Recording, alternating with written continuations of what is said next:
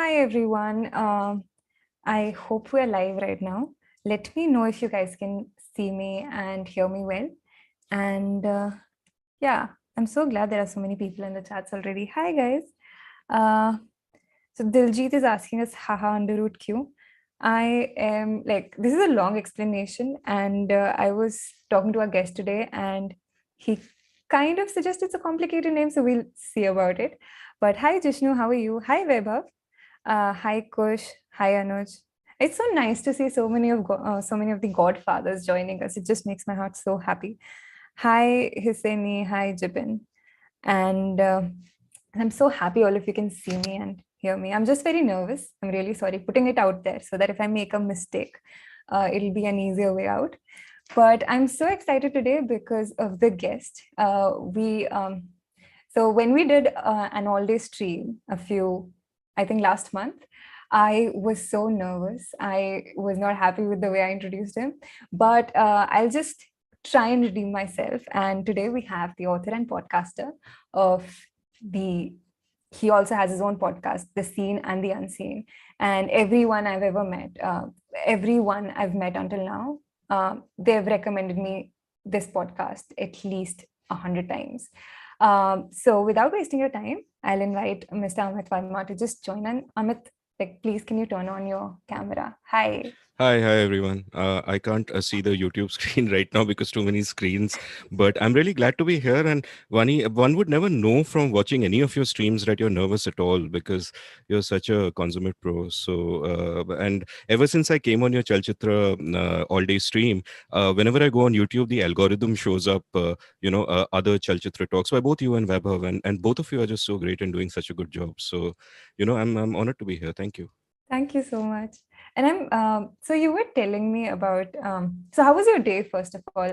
You were telling me that you did some recording. How did it go? I had an absolutely insane day, in the sense that I had a 4 hour recording for an episode that will release a Sunday after next, and I had to kind of read for that, and I read a lot, which is why I was, when you're hosting a show, it's really tough. What you're doing right now is really tough because you've got to just keep the narrative going. You've got to be really alert. You've got to follow the directions in which the guest goes, and at the same time, guide it where you want to go.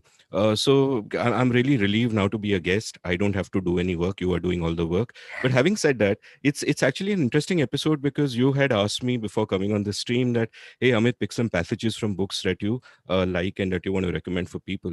And one of those books was something that I actually came across while researching for this episode. Now, this episode, by the way, was with Kavita Rao. It's called Lady Doctors. Yeah. And I don't know if this is a mirror image coming on the screen, No, but no, no, it's whatever. absolutely fine for me. Yeah, so it's by Kavita Rao. It's called Lady Doctors, where she profiles six pioneering women doctors, Okay. and one of them is this lady called Hemabati Sen, who was born in 1966 in Khulna, which is now in Bangladesh, but then was a village in Bengal, and she wrote a book called "Because I Am a Woman."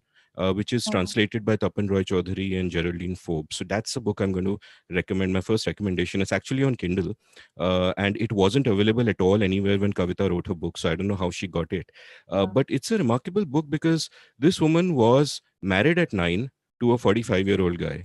And she was widowed at 12. Then her mother died, then her father died, then her mother-in-law died, then her brother took all her money and went off. So there's this 12-year-old kid who is widowed, uneducated, grinding poverty, and she doesn't know what the hell to do. And she goes to Benares and she starts making a life for herself.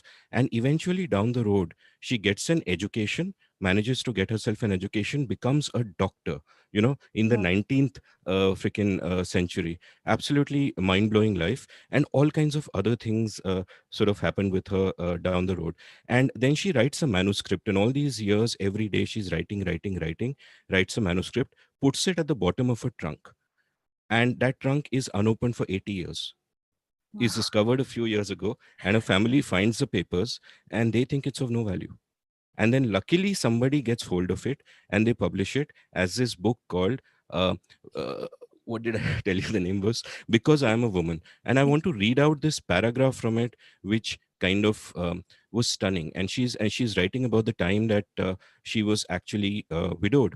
And she says, quote, "No one gave a thought as to what would happen to the life of this girl. There was no one to say a word of pity to me. Some days I ate, other days I just lay in a corner. My parents had fulfilled their duty towards me. No one was responsible for this child widow. If I needed a single pice, I would have to beg it from others. What about my husband? He had taken a third wife and cut a child's throat." This is metaphorically, she's talking about herself. "What provision had he made?" And then she goes on to say, "Shame on you, Hindu society. A girl of 10 will have to pay for the marriage of an old man of 50. In no other country does one find such conduct, such oppression of women is possible, only in India." Stop quote. Incredibly powerful, and what a book it is. And even Yeah. Kavita's book, Lady Doctors, which is out now on the stands, is stunning because it's six such women and six such people who were born in the 19th century and went on to become doctors against all odds. Yeah. And it kind of opens your mind to how much all of us take for granted, because Right. it's just unbearable the kind of shit that they have to go through. Like child marriage is common to all of them, right? They're all Right. kind of married at 9, and there is if I may quote Kavita from her book, um, Hemabati was a Kulin Kayasth bride, right? And which she says, Kayasth people kind of privileged, so Yeah. relatively better off than the rest. And she writes, quote, "With most Kulin Kayas brides being 30 years younger than their husbands, a new child bride could expect in most cases to soon be a child widow. A widow would be shunned and mistreated at best and raped or abused at worst. They would have their head shorn, wear only white for the rest of their life, and live in crushing poverty. Many would be denied claims to their husbands' properties and turn to prostitution to survive. In 1853, it was estimated that Calcutta had a population of 12,718 prostitutes, many of them child widows." Stop quote. And these are women who fought for reform, and sometimes they had allies, and sometimes they had opponents from people who we think of as heroes today. Like Bal Gangadhar Tilak was absolutely vehemently opposed to the education of women. He thought they have no faculties for science. He thought they should do needlework. And it's just, it's an amazing, eye-opening book, both Kavita's book, Lady Doctors, and also Hemabati's remarkable book. So, Yeah. this is really my first recommendation for the day. Nice. Like when you were talking about the I'm so sorry, child widows, I was reminded of this book that I read when I was in class 11. It's called Dear Zari, and it's by Zarguna Kargar. Zarguna Kargar is actually an Afghani origin. She was born in Afghanistan, but she eventually moved to England because of the war and everything. And she actually worked with BBC. So she got a chance to go back to her country and interview women. And she used to record her stories regularly on this channel called BBC R and Afghan Women's R. And I read it when I was in class 11 and I was in my shell, completely protected and privileged because of my parents being so nice to me. I read this book and it has about 11 to 13 stories. I think it has 11 to 13 stories, including her own. And it talks about how women are treated there. And I remember there was this one particular story where I just ended up crying and I called my parents and I thanked them for being who they are. And it just opened my eyes to how we've come so far, but we are yet to get a chance at so many things. And because of our privilege, we don't even realize what a lot of people go through. And I think I was telling you about Deborah Levy, right? And it's easy to say now that these things used to happen in the past when we were about to get independence, when we had just gotten independence. But I read Deborah Levy's books, and she told me the second book in the series is called Cost of Living. And Cost of Living talks about her being a mother.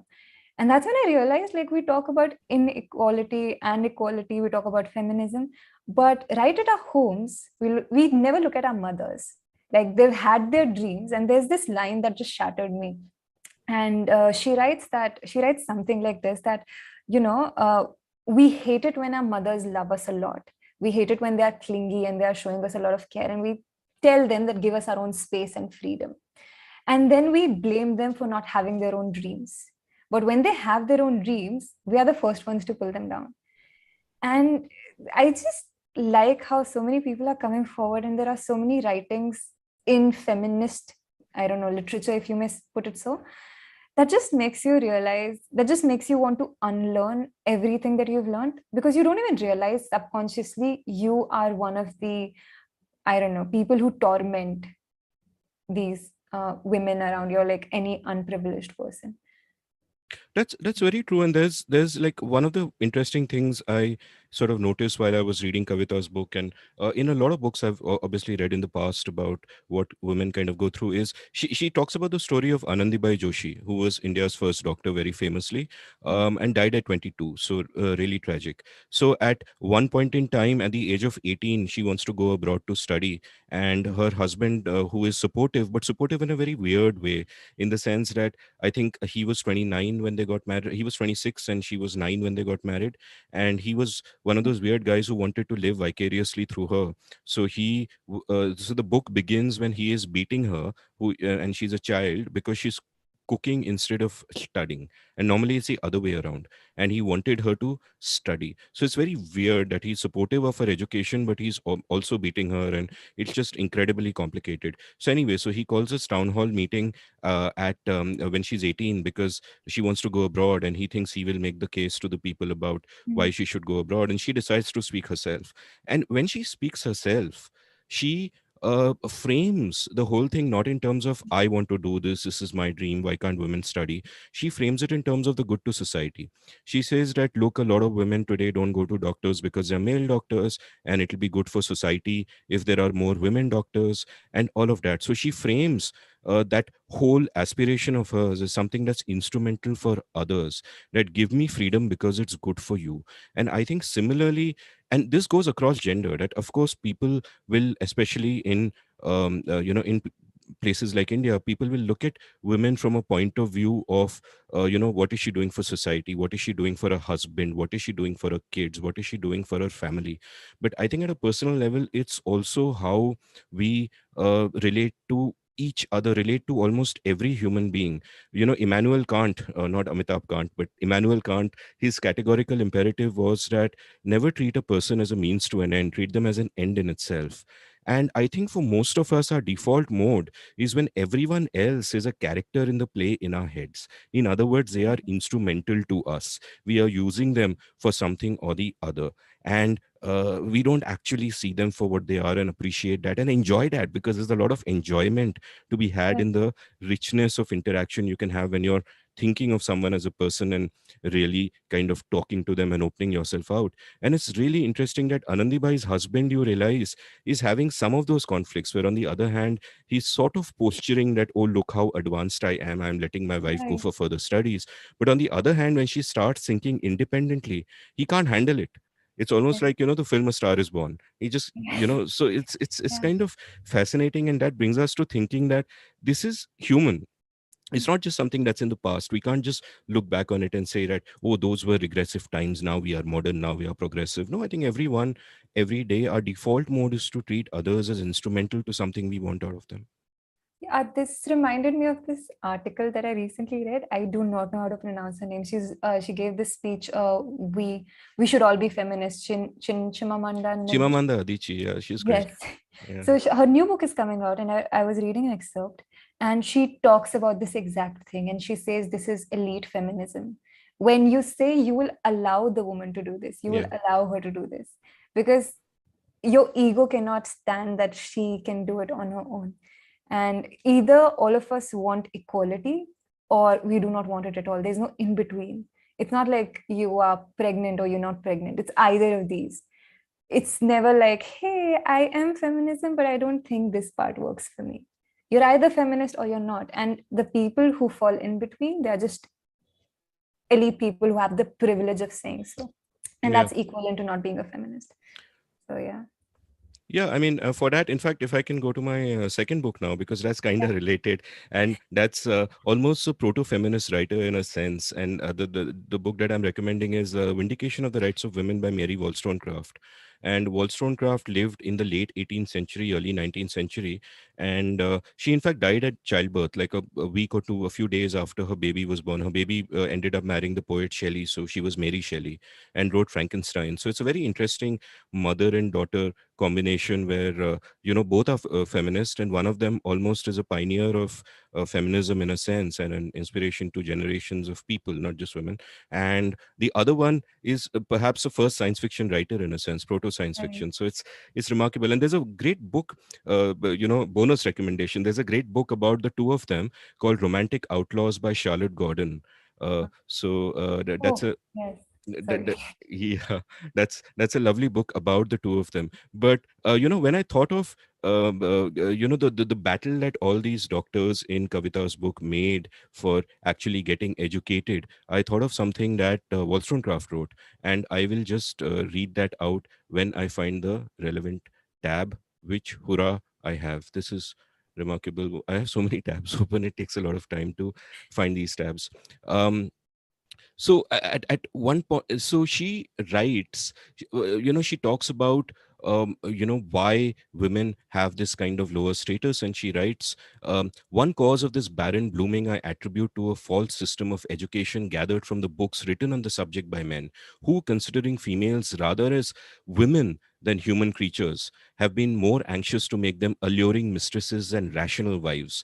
And the understanding of the sex has been so bubbled by this specious homage that the civilized women of the present century, with a few exceptions, are only anxious to inspire love, where they ought to cherish a nobler ambition, and by their abilities and virtues exact respect. Stop quote. And later on, she says, to render mankind more virtuous and happier, of course, both sexes must act from the same principle. But how can that be expected when only one is allowed to see the reasonableness of it?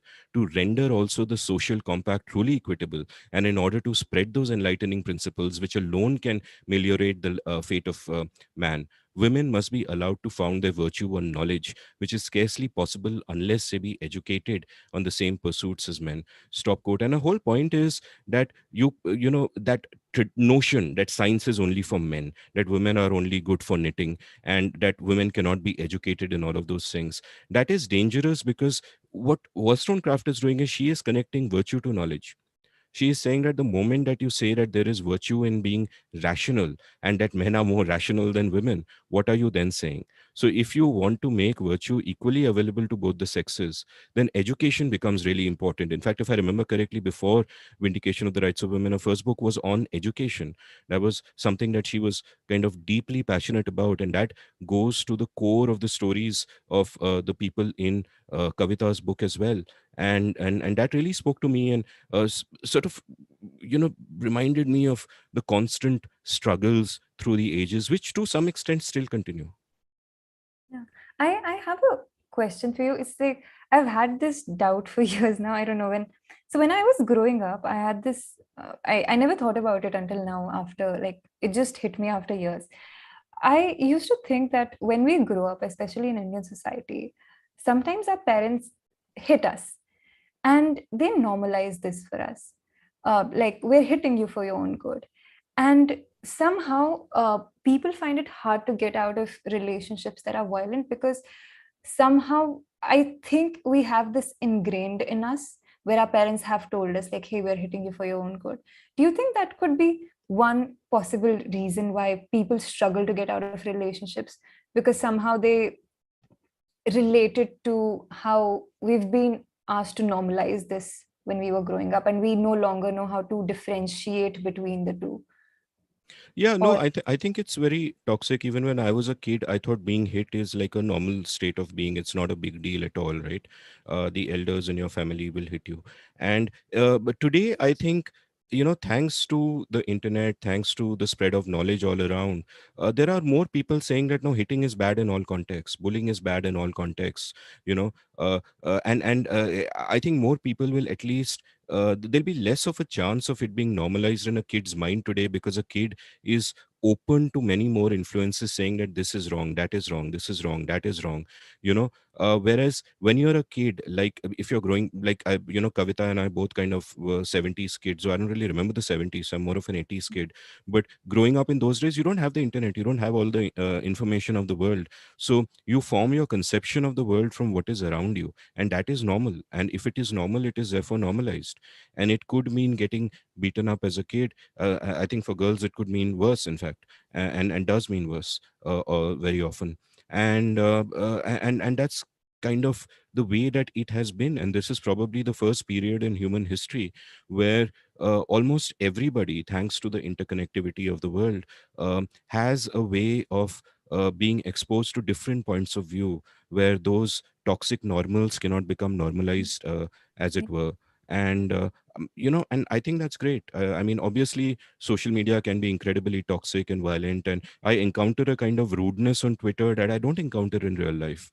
It's very bizarre to me that people who in real life would behave perfectly normally, but on, like the quote tweet, for example, right? So if you and I are having a conversation and you think I just said something stupid, Yeah. you're not going to turn to the next person, point at me and said, "Oh, look, Amit said something so stupid," and then say something very rude about Right. me. You don't do that. That's exactly what a quote tweet is. I don't understand it. That what I think the most posturing on social media seems to happen from the most sociopathic people. But kind of leaving that aside, I don't know if I came anywhere close to answering your Yeah. question. Sorry.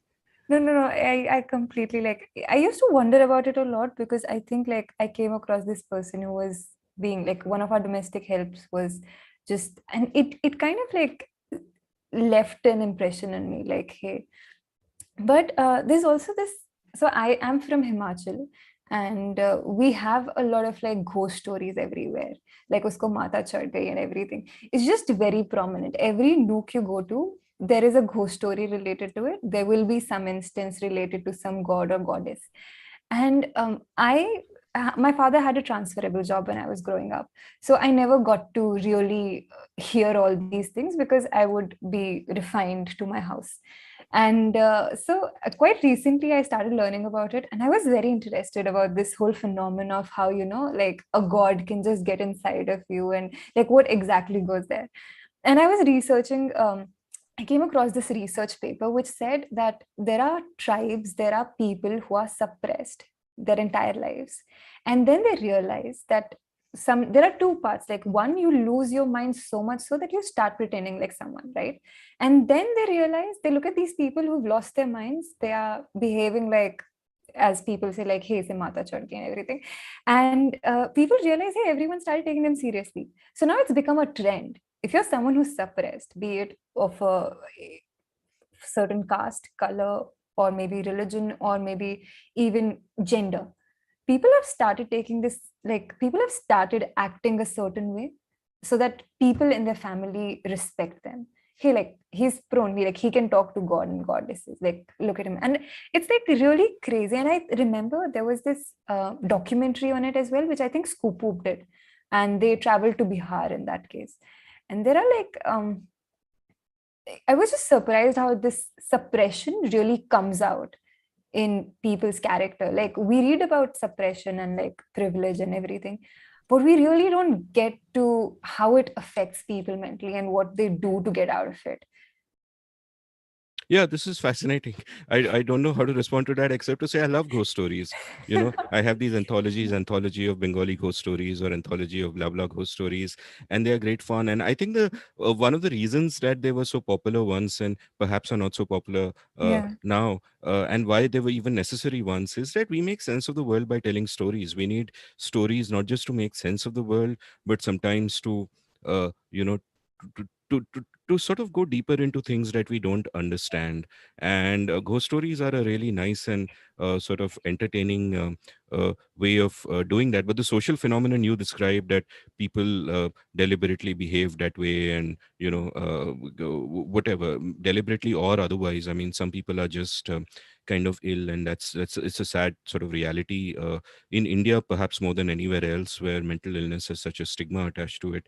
But also this sort of other side of things. So yeah, I mean, I since this is one is supposed to recommend a book in every sentence, I can't think of a No, book no, no. offhand that one can really bring up at this moment. But but no, it's. I think it's. I would like to take a break from this, and I really want to ask you. Like, you also have this course called. If I'm so sorry if I'm getting the name wrong. The Art of Clear Writing. That's But right. I also want you to understand, what are your markers for a successful writing? My main marker for a successful piece of writing is where you don't notice a writing. It has the effect you want it to have, but the reader should not notice the writing. Like, there's this great quote by George Orwell, and I'll read out something by him after this, so that's a nice segue. But there's this great quote by George Orwell where he says, good prose is like a window pane. Now, if you think about the function of a window pane, what is the function of a window pane? It is to show you what's on the other Yeah. side. It is not to draw attention to itself. You will not have a window pane which is like saying, oh, look what a beautiful window pane I am, or I am such a clever window pane. A window pane is a means to an end, and prose should similarly be a means to an end. So you want to have an effect on the reader. Maybe you want to change their mind about something, maybe you want to invoke a particular emotion in them, and that's what the writing should do. You don't want, just as somebody looking out of a window, you don't want them to notice a window pane. You just want them to see what is on the other side. Similarly, you don't want anyone to notice the prose. Now, there are honorable exceptions to that, like that one writer so beloved to Indians, PG Woodhouse, would do such delightful things with his prose that it became an end in itself, and that's fine, and that's Woodhouse, and he's an outlier, and he can do that. Not everybody can be Woodhouse or wants to be Woodhouse. Most of the time you're trying to achieve something with your writing, and the best way to do that is that the prose is, number one, it's kind of invisible. I mean, unless you're also a writer looking carefully at the craft, you Mm. should not notice it. And you should not notice the writing. You should just be affected in the way the writer wants you to be affected. And the other thing that you need to keep in mind when you're writing is you need to keep the reader in mind. Too many of us, in a narcissistic way, will sit with a laptop and we'll behave that the act of writing is getting what is in my head onto the laptop or onto the piece of paper where I'm writing. But that's not writing. Your writing becomes meaningful when it has the intended effect on the intended reader. So you always have to keep the reader's experience in mind. What are they experiencing when they are reading your piece? And sometimes we become so eager to impress or so eager to say something we feel strongly about again and again that we forget that we are being rude to the reader. Like, when someone is reading something written by us, they, we can't take that for granted. We are so privileged when a reader reads even a single sentence by us, because she could be reading something else. She could be watching a YouTube video, hopefully Chalchitra Talks. She could be listening to a podcast, hopefully The Seen and the Unseen. She could be doing so many things, right? Yeah. Which is what economists call opportunity cost. But instead, out of the unlimited number of things in the world she could do, she's reading you. And if you waste her time, that is just bad behavior. That's rude, which is why I say bad writing is bad behavior.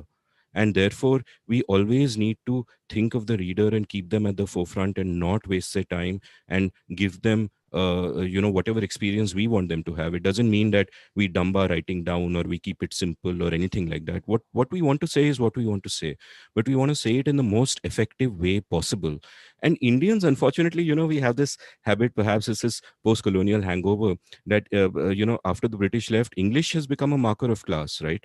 The better your English is, the more people assume that you are from a higher strata of society. So to signal their sophistication of English, people will often use convoluted jargon and speak in a way that even the British have stopped. So instead of stop, they'll say put an end to, and put an end to is 4 words, stop is 1 word. So put an Right. end to this pontificatory nonsense instead of just saying stop this nonsense. So and that's not good. And I know that some, in terms of signaling that, look, I know so many big words, that's a function it may serve. But if you're talking about clear communication, getting your point across, it's just a really bad idea. Right.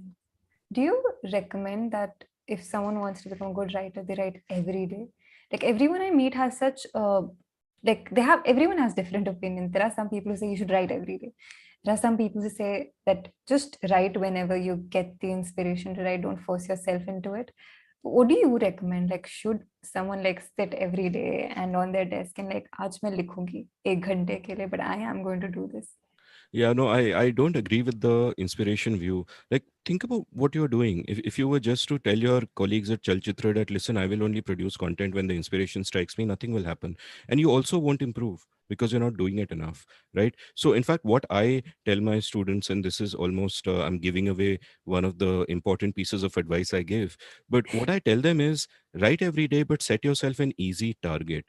Like, too often we paralyze ourselves with the target that's too crazy. So we'll say, okay, I'll write 1,000 words a day, and you do it for 1 day, 2 day, 3 days, and you fall off the wagon, and then you can't get back on, and then it affects your self-esteem, and you say कि नहीं, writing मेरे लिए नहीं है यार, मैं कुछ और करता हूँ, this is not. And it's a downward spiral.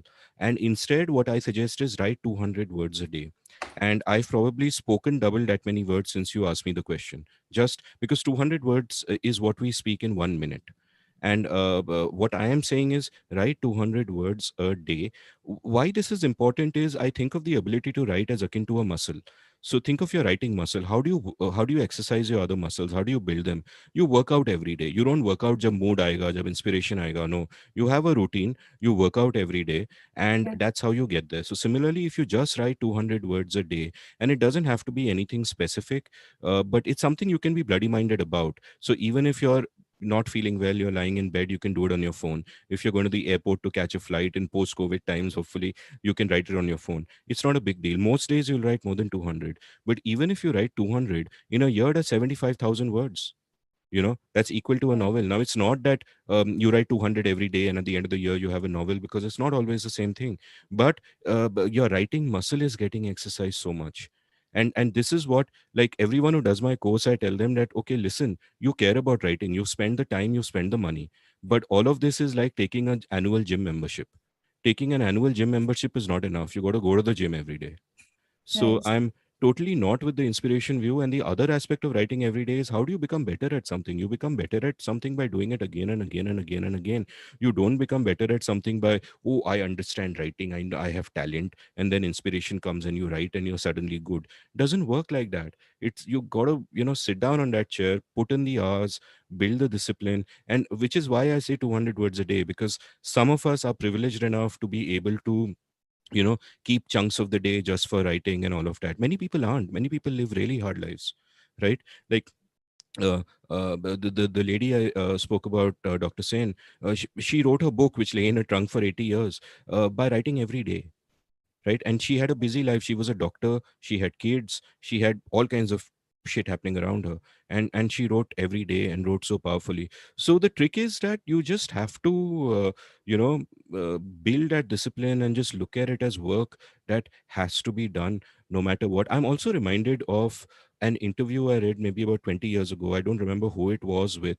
It sounds very Dravid like, but it wasn't Dravid, but I can't remember who it was. It was a sports person, and this person was Yeah. asked about asked about talent. How do you define talent in your sport? And he said, look, I'll tell you what is the greatest talent. Let's say you're getting up every morning at 6 o'clock to go running. One morning you get up and your whole body is aching, and outside there is a thunderstorm and it's raining like mad, and it's the most reasonable thing in the world to say that I'll continue lying here. But you get up and you go and you run in the rain. That's talent. And that's what it boils down to. So to use that as a metaphor, you get up, you go out there, you run in the rain. That's what will make you a writer. Like, don't take my words literally. Now somebody will go and run in the rain and they'll say, मैं तो writer नहीं बना, ये क्या बोल रहा था? No, no, no. If any of our moderators are watching this, guys, please share the link for the course in the description, yeah, please. And also, I'll just, because you're talking about a course, I'll just plug in our course as well really quickly. We are doing this course on the Sunday. It's about how to pitch your ideas to OTT platforms. And Arjun Chatterjee is going to host this workshop. So guys, please sign up. I think the link will be in the description box below. And if description box of this stream, so do sign up for our quiz, for our stream as well, which is for our, I'm so sorry, for our workshop as well, which is happening on Sunday. It's about how to pitch your shows to OTT platforms by Arjun Chatterjee. And if mods are watching, please post the link to Amit's course in the chat that's going on. Yeah. It's at indiauncut.com/clear writing. So easy to remember. So no worries. This is what you meant, that I should like probably rethink the name of the podcast so that it's very clear to remember. Yeah, I have to confess to everyone watching, I am the unnamed person that Vani just mentioned. Just before the show, she told me the name of the show, and I was like, yeah, it's too complicated. Because you know what? People will watch the show because of you. Just call it the Vani Mahesh show, or call it the Vani show, or whatever. People Yeah. will watch it because of you. It's a host. You don't need these clever names and all that. So don't worry about that stuff. Thank you. Also, I know that your podcasts go for like they are famous for like being long, also in addition to other things. But how do you decide? Like, do you also have a filter in your head? Like sometimes when we do a lot of streams, it happens automatically when the other person is speaking. I know like this is not going to work out when I publish it. Does that happen to you as well when the other person is speaking? And then how do you take care of it? I think one, my podcast developed over a period of time where I started with 20-minute episodes, and because I had misconceptions about people having sort of a short attention span and blah blah blah. And then over a period of time, I realized that no, one, people choose to be a captive audience, running or doing errands or whatever. They won't get distracted. Like YouTube video, you can easily, go to another talk by Chalchitra Talks and leave that one, or you can pick up a book, turn your head, talk to someone. But when you listen to a podcast, you're a captive audience. You're generally listening at double speed because our brain can understand much quicker than we can speak. And you crave deep content because no other medium gives you deep content of this sort, right? Everyone else has to cater to the lowest common denominator because of economic imperatives. So they go like a mile wide and an inch deep. So that's where the length really comes from. So I might do 4-hour episodes, but it'll take people 2 hours to listen. And if they go out for a run every day or a walk every day, that's like 2 1-hour sessions of that, and they're done with sort of the podcast. I think what's happened over a period of time is that by now people who come on my podcast have also heard it, or they've heard of it from others. In the case of authors, what will generally happen now is publishers will ask me, are you interested? They'll send me books, and they'll tell authors also, you got to get on this. So it builds up that momentum where people who come on the show kind of know what to expect. And I don't have any sort of benchmark in terms of quality per se, right? Yeah. My benchmark is that, are you relaxed and talking honestly and in good faith? And that, because everybody is interesting, Yeah. everybody's interesting. So what I like to do is, the first hour and a half of the show, I'll talk about the person's own journey. Where did you grow up? What was school like? What are the books you read? And so on and so forth. So one, at an instrumental level, that relaxes them. Two, and it relaxes them in the sense that they're no longer in a soundbite mindset that I'm promoting a book. They're completely relaxed, and and then the quality of the conversation changes. Two, it humanizes them for the listener. That somebody might have written a boring book on, say, viruses, but when you talk to them about their own life for an hour and a half, then it's not boring anymore. Then that person is a human being with their own struggles and their own sort of journey, and therefore the listener becomes much more receptive to that particular subject, and it goes pretty well. So most of the time I prime the guest on what to expect. I tell them that, listen, they go on for 4 hours, these are the kind of episodes I've done, these are the kind of guests I've had. So they kind of know what to expect, and they chill. And the last 3 or 4 episodes I've recorded, honestly, I've sat down thinking that today will be a chill episode, I'll maybe do a couple of hours and all that, and then they just easily go past 3.5 4 hours. Like, today could have gone to 5 hours, but my guest had another meet appointment fixed up with 6 people. So she said, I don't know how to coordinate a cancellation with 6 people. Otherwise, I would. So we had to kind of end it after 3.5 hours, but we could have gone on for much more. And yeah, during a conversation, I'll often get a sense of how it's going, but it's always, once they get into that state of mind where they're not holding back, they're Yeah. talking to you, then it's a beautiful thing. Then you're not making value judgments ki kaun kitna quality la raha hai. Just that honesty alone bring gives it that quality, because everybody is interesting. And this is something we have to realize, that we're often passing judgment on other people कि यार ये interesting है, ये तो बहुत boring है. No, if you just talk to them nicely, have them open up, everybody has something to teach you. All the 7 billion people on this Right. planet have at least one thing they can teach you that you don't know. So that's 7 billion things to learn, right? Isn't that exciting? Right. This reminds me of this quote. There's this, I don't know who the author was, and I will be paraphrasing it very badly. But the moment I read it, I think a part of me changed, and it said, imagine looking at one person, looking at a bit at 1% of this individual and confusing it for their entirety. I was Mm. like, hey, that's so right. I want to take up two comments. One is Shivani has commented, like, the Seen and the Unseen podcast has made my evening walks so much better. And there is another comment by SC. I don't think I'm very proficient in English, but I would love to write. Are there any prerequisites for taking the course? Can a noob like me take it? Yeah, first of all, thank you, Shivani. I often say that one of the slogans for the show could be the seen and the unseen, making India fitter one episode at a time. And also perhaps making dishes cleaner one episode at a time. Uh, Yeah. as for SC, yeah, anyone can do the course. And also, don't be too conscious about your language. Language is really not such a big issue. I mean, number one, I would say that don't be too self-conscious about that. It's not such a big issue. Number two, if you really want to increase your proficiency in a language that may not be your first language, read a lot in that language. There's no substitute for reading. Now, I want to, and this is a question I've got from people who've done the course in the past, and one of them said that, look, English is a second or third language for me. How do I cope with it? And I remember at that time we discussed a writer called Agota Christoph. Now, I discovered Agota Christoph when I watched Jhumpa Lahiri on the podcast Conversations with Tyler. Tyler Cowen's great podcast. And Jhumpa had just learned Italian from scratch and was writing a book in Italian. So Tyler asked her about that and who her role models were. And one of her role models was this lady called Agota Christoph, I think from Hungary or something, who, because of the wars or whatever, shifted to France, started learning French at 21 or 22, and wrote these incredible masterpieces in French. It's called the Notebook Trilogy. You can get it in. Um, you can get it on Amazon. I think it's the first book is called The Notebook, and the other two are called two other things, but you get it as one paperback called The Notebook Trilogy. Absolute masterpiece. Somebody learning a language from scratch. And it's fascinating because number one, you can't make out that this is not the first language of a person. Number two, she understands the language better than many original speakers, perhaps because she stripped it down to the basics. So it's Right. really stripped down, powerful writing where every word is doing a job.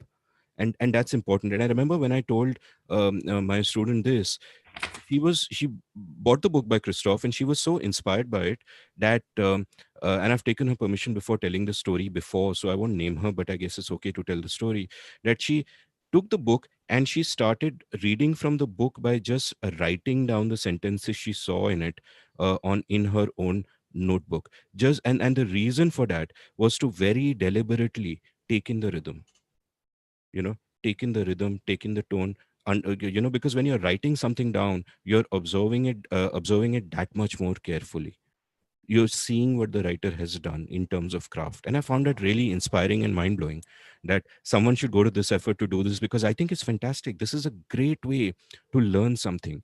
Go slow, go easy, take it bit by bit, get meta, and really be observant. Too much of language we take for granted, right? When you and I are speaking English, there's no filter.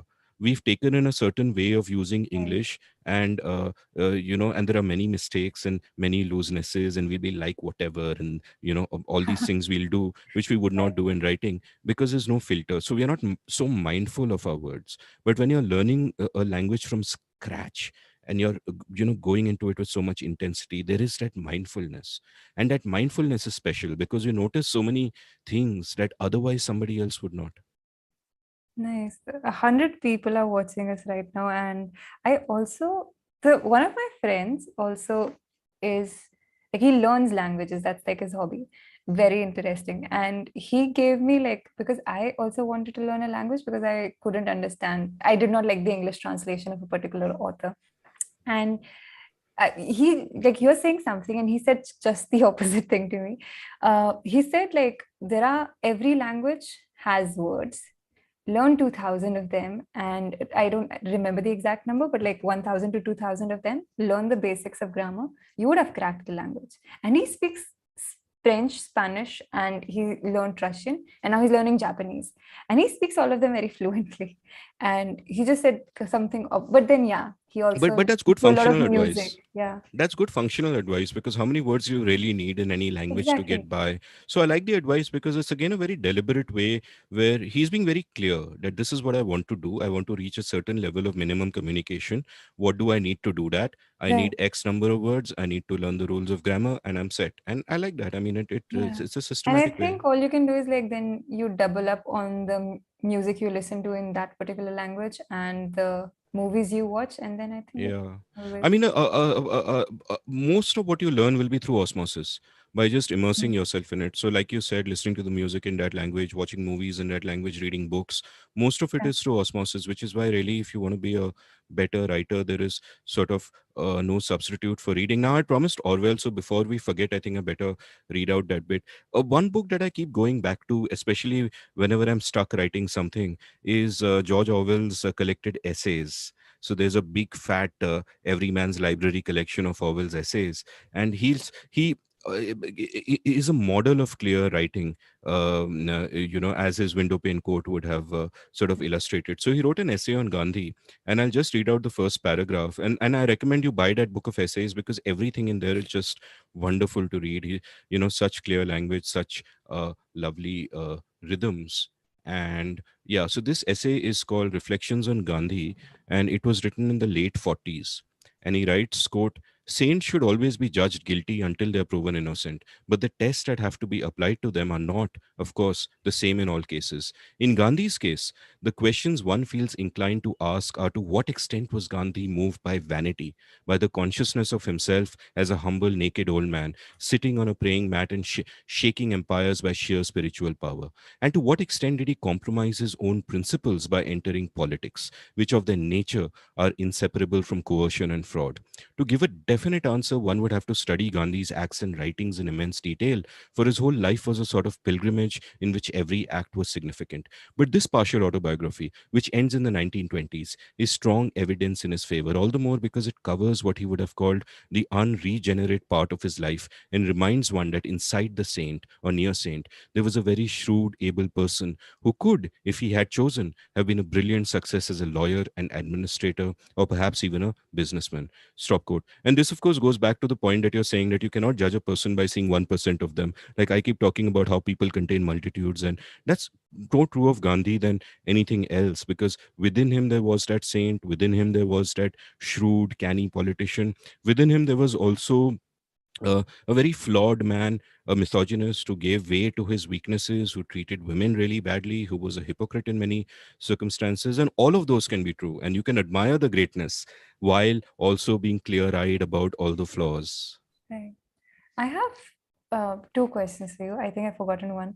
But like, do you all are you able to separate art from the artist? There's a debate going on these days. The cancel culture is here, and people are getting cancelled left and right for something that the majority might not agree with. What is your take on cancel culture?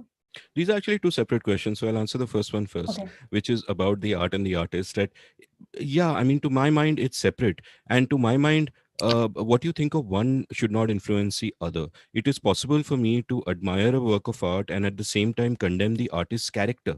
They are two separate things. Like, for example, look at Elena Ferrante, right? We don't know who she is, right? And if I give you a book by Elena Ferrante, are you going to say, I withhold my judgment till I know about the personal morals of this person? And my reaction to the art will depend on that.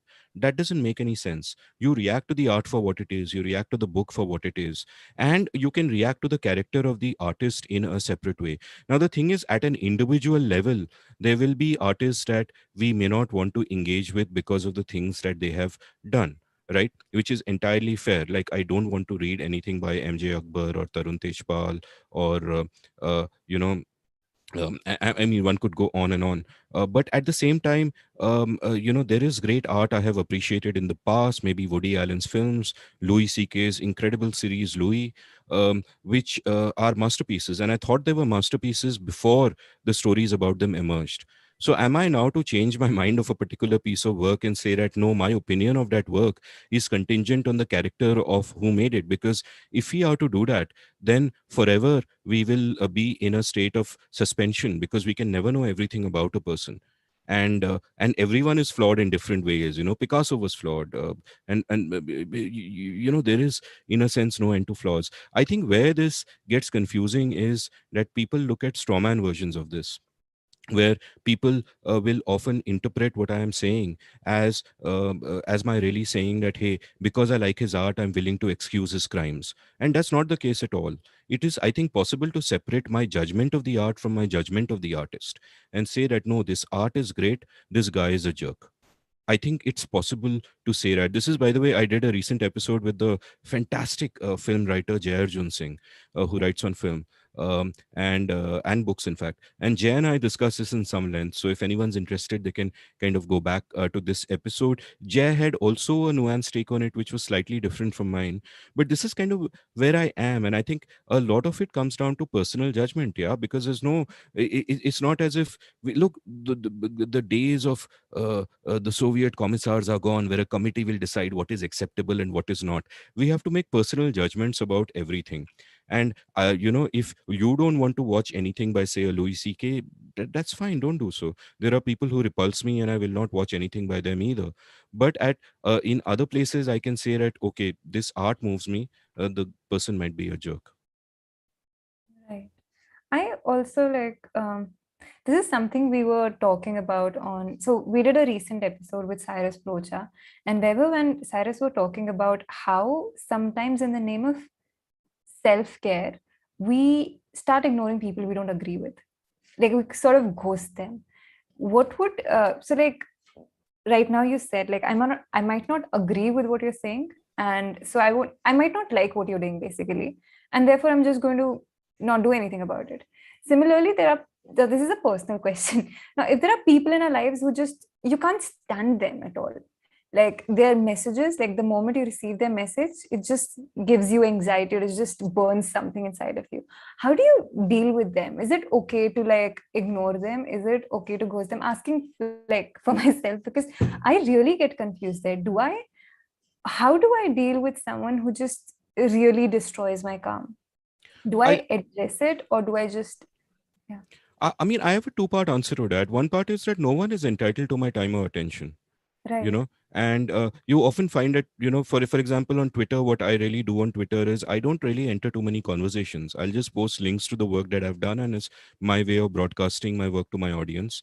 And if right, people enter conversations, I'm and this sense of entitlement that I am saying something, you must talk to me, or all of that just kind of gets my goat. And my whole thing is that life is short. And one thing you kind of realize when you hit the second part of your 40s, as I have, is that listen, that most of your happiness per se is not going to come from having these grand goals you had when you were 20. They are going to come from enjoying everyday small happinesses. And to do that, you have to cut the toxic out of your life. So if there are people who are toxic, you don't want to associate with them, and they are not entitled to being associated with you. So if they try to gaslight you into, oh, you all of that, I don't buy that. So in that sense, you do have to look after yourself and cut toxic people out of your life. But the second part of my answer would be that I hate rudeness. I cannot. It's just so I would not be rude to someone. I would not ghost someone, though I think I am just so incredibly bad with email and so swamped sometimes that I have inadvertently ghosted people without knowing it. It's quite possible. God knows how many friends I have lost. So if you are one of them and you're watching, then kindly accept my apologies. But rudeness, I mean, I just don't want confrontation. I want to chill, be happy in my own space, and also be discerning of who I allow into my own space. That's important. So for example, on Twitter, if anyone is rude to me, I block them. That's it. I don't care if they agree or disagree. If they disagree and they do it politely, that's cool. But if they agree and they're rude and they say something rude about somebody else also, I'll block. I'll simply block, because no one's entitled to your time and attention. You got to remember that. And therefore you have to build your own space. This doesn't mean that you don't engage with people of opposite views. I do that all the time on my yeah, podcast. I have a somebody once asked me, why don't you get someone on your podcast you disagree with? And I'm like, are you crazy? Every single episode I have had, I have disagreed, but I have done it so politely that for all of you used to social media nonsense, you don't realize that we are disagreeing. right. So yeah, so I will also like, there's a massive super chat. I am not sure what the name is, someone by the name S. And they are thanking you for doing the podcast, actually. thank you for listening. What can I say? Thanks for doing the podcast. That's the comment. Mm. There's also another comment, Sandeep without wax. That's a weird name. Sandeep has commented the seen and the unseen episode with Jay Arjun covered the art versus artist in great detail without making it mind your way. That was it. I also want to ask you, because we were talking about confrontation in a way. But what's also like your self-care routine? I mean, do you have a routine in life? Like, okay, I'll take it in two parts again. The first one is like your usual self-care routine. Like, do you have a routine? Like, this is when I'll get up, this is how I'll this is when I'm going to write, this is how I'm going to record the podcast. Like, how much of a routine do you follow and how much do you leave for flexibility? No, I'm sometimes we assume that if a person is good in something, he must have his gown on other things must also be worthy. In this particular case, I think it's quite likely that you and every single person in the super chat or the chat or whatever has a better self-care routine than me. I have just, as my podcast has expanded in length, so have I during this lockdown. There's no self-care routine at all. It's all over this place. I have, there are brief windows in time where I have managed to kind of build a certain routine for myself. Like there was this wonderful heavenly period of 8 months about a couple of years back where I wanted to work on a writing project. So I would get up in the morning at 5:45, go running for an hour, then I'd go sit in Starbucks for 6 hours, not look at my phone, just write on my laptop. All of that would happen, and it was a lovely routine. I would sleep early. I was on keto and intermittent fasting, so I lost 20 kgs in that period. It was incredible. But the point is, I fell off the wagon so hard. And the thing is, especially when it comes to these diet wagons, when you fall off with a vengeance. You like bounce, right? So it's like it's not enough कि ठीक है Yeah. keto छोड़ दिया तो आराम से खाएंगे. It's like biryani lao, pizza lao. It's like you just kind of completely go overboard. Right. So my self care is horrible. I mean, what do you do, Sophie? Maybe I can learn from you. I don't have a self-care routine. I just take care of my skin. That's the only escape I have. I take time massaging my face and then just calming myself down. That's the only thing. Do you also have so there's this artist, there's this person I talk religiously about on the channel. Her name is Maria Popova, and she runs this website called brainpickings.org. And she basically puts out the archive she has of her favorite reads every, I think, twice in a week. You get a newsletter. And she once wrote about building your pockets of stillness, things that you can go back to when you're feeling very anxious. Like Vaibhav and I were having a rough day today, and like things were like happening so fast, and we just calmed down for some time. And Vaibhav was like, "Let's play an episode of Succession," and he calmed down. That's I'd like to believe that that is his pocket of stillness. What do you also have your own pockets of stillness that you go to when you're like very stressed and then you just snap out of everything else and you're just relaxed? That's a really good question. And in fact, it's something I should spend more time on building pockets of stillness. First of all, Maria Popova is just next level. She is Yeah. outstanding. Like I think she's definitely a role model for me in terms of how much she reads, how well she assimilates and organizes knowledge, and how she's able to share that with the world. Just sets an absolute benchmark. So certainly a big hero of mine. Pockets of stillness. I think one thing that I do sometimes now when I'm working is I'll go to Spotify and it has all these rain soundtracks. We just play different kind playlists of rain. So Right. I'll just play that. Though of course I'm in Mumbai right now, and perhaps like I don't think it's raining right now, but I might not need it tomorrow, for example. But sometimes I Yeah. kind of do that, and uh, uh, but most of the time, I think my big problem actually to get kind of a little confessional here in a way I might regret later. But my big problem is just this the mind is working too much all the time. The mind is working, it's in turmoil. So building that stillness is something that I should certainly aspire to. Maybe just so that I get an excuse to read something out. One way of doing that is perhaps by going to poetry, because poetry forces you to be Right. still. Because if I'm reading a book, I could be rushing through the book because I want to take it in or whatever. I could be skimming parts. But Yeah. when you read a poem, especially when you go back to old favorites, you often you can't do that. You're automatically taken to a slower rhythm because of the rhythm of reading that and because of the attention you have to give.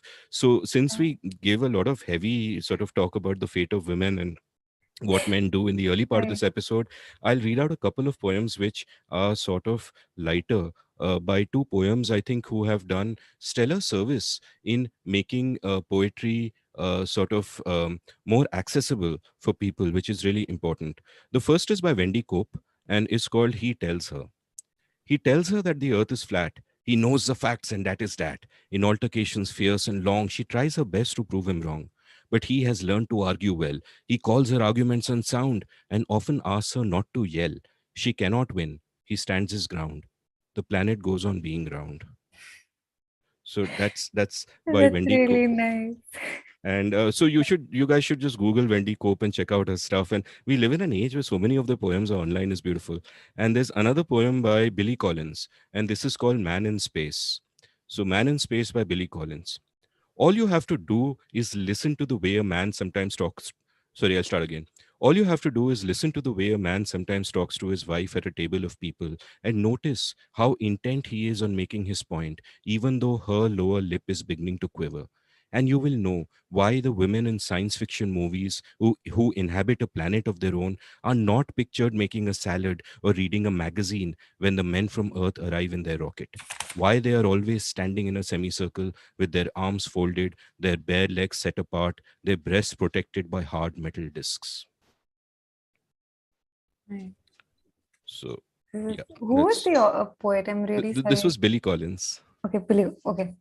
I this their first one by Bendy Cope reminded me of this book a friend of mine gifted me couple of years ago. It was love poems for married people, Okay. and I don't remember anything, but I don't remember it word to word. But the first poem went some. So the I have a habit of reading the dedications. I love dedications. They just make you feel like, hey, the author is also a person. And the dedication of that book goes like for, and there are 10 names: Wendy Cross, Andy Cross, some other girl Cross, XYZ, and then finally the person he married, like for. Wow. And the first poem is like, it builds up, like, so we'll just do this, we'll do that, we'll take a shower and we'll relax and everything, we'll make coffee, and then we'll go back to our bed and we'll do what we always do. And you think, hey, they're gonna have a nice chat because they're a married couple. Like, stare at our phones in silence. And it's just talks about the married people right now. And I Yeah, thought, I think for me the a seminal image that I think of sometimes, I haven't seen something like this. Maybe I should try shooting it. But a seminal picture of modern relationships is a dark room, two people on a bed, their faces illuminated by rectangles of blue light.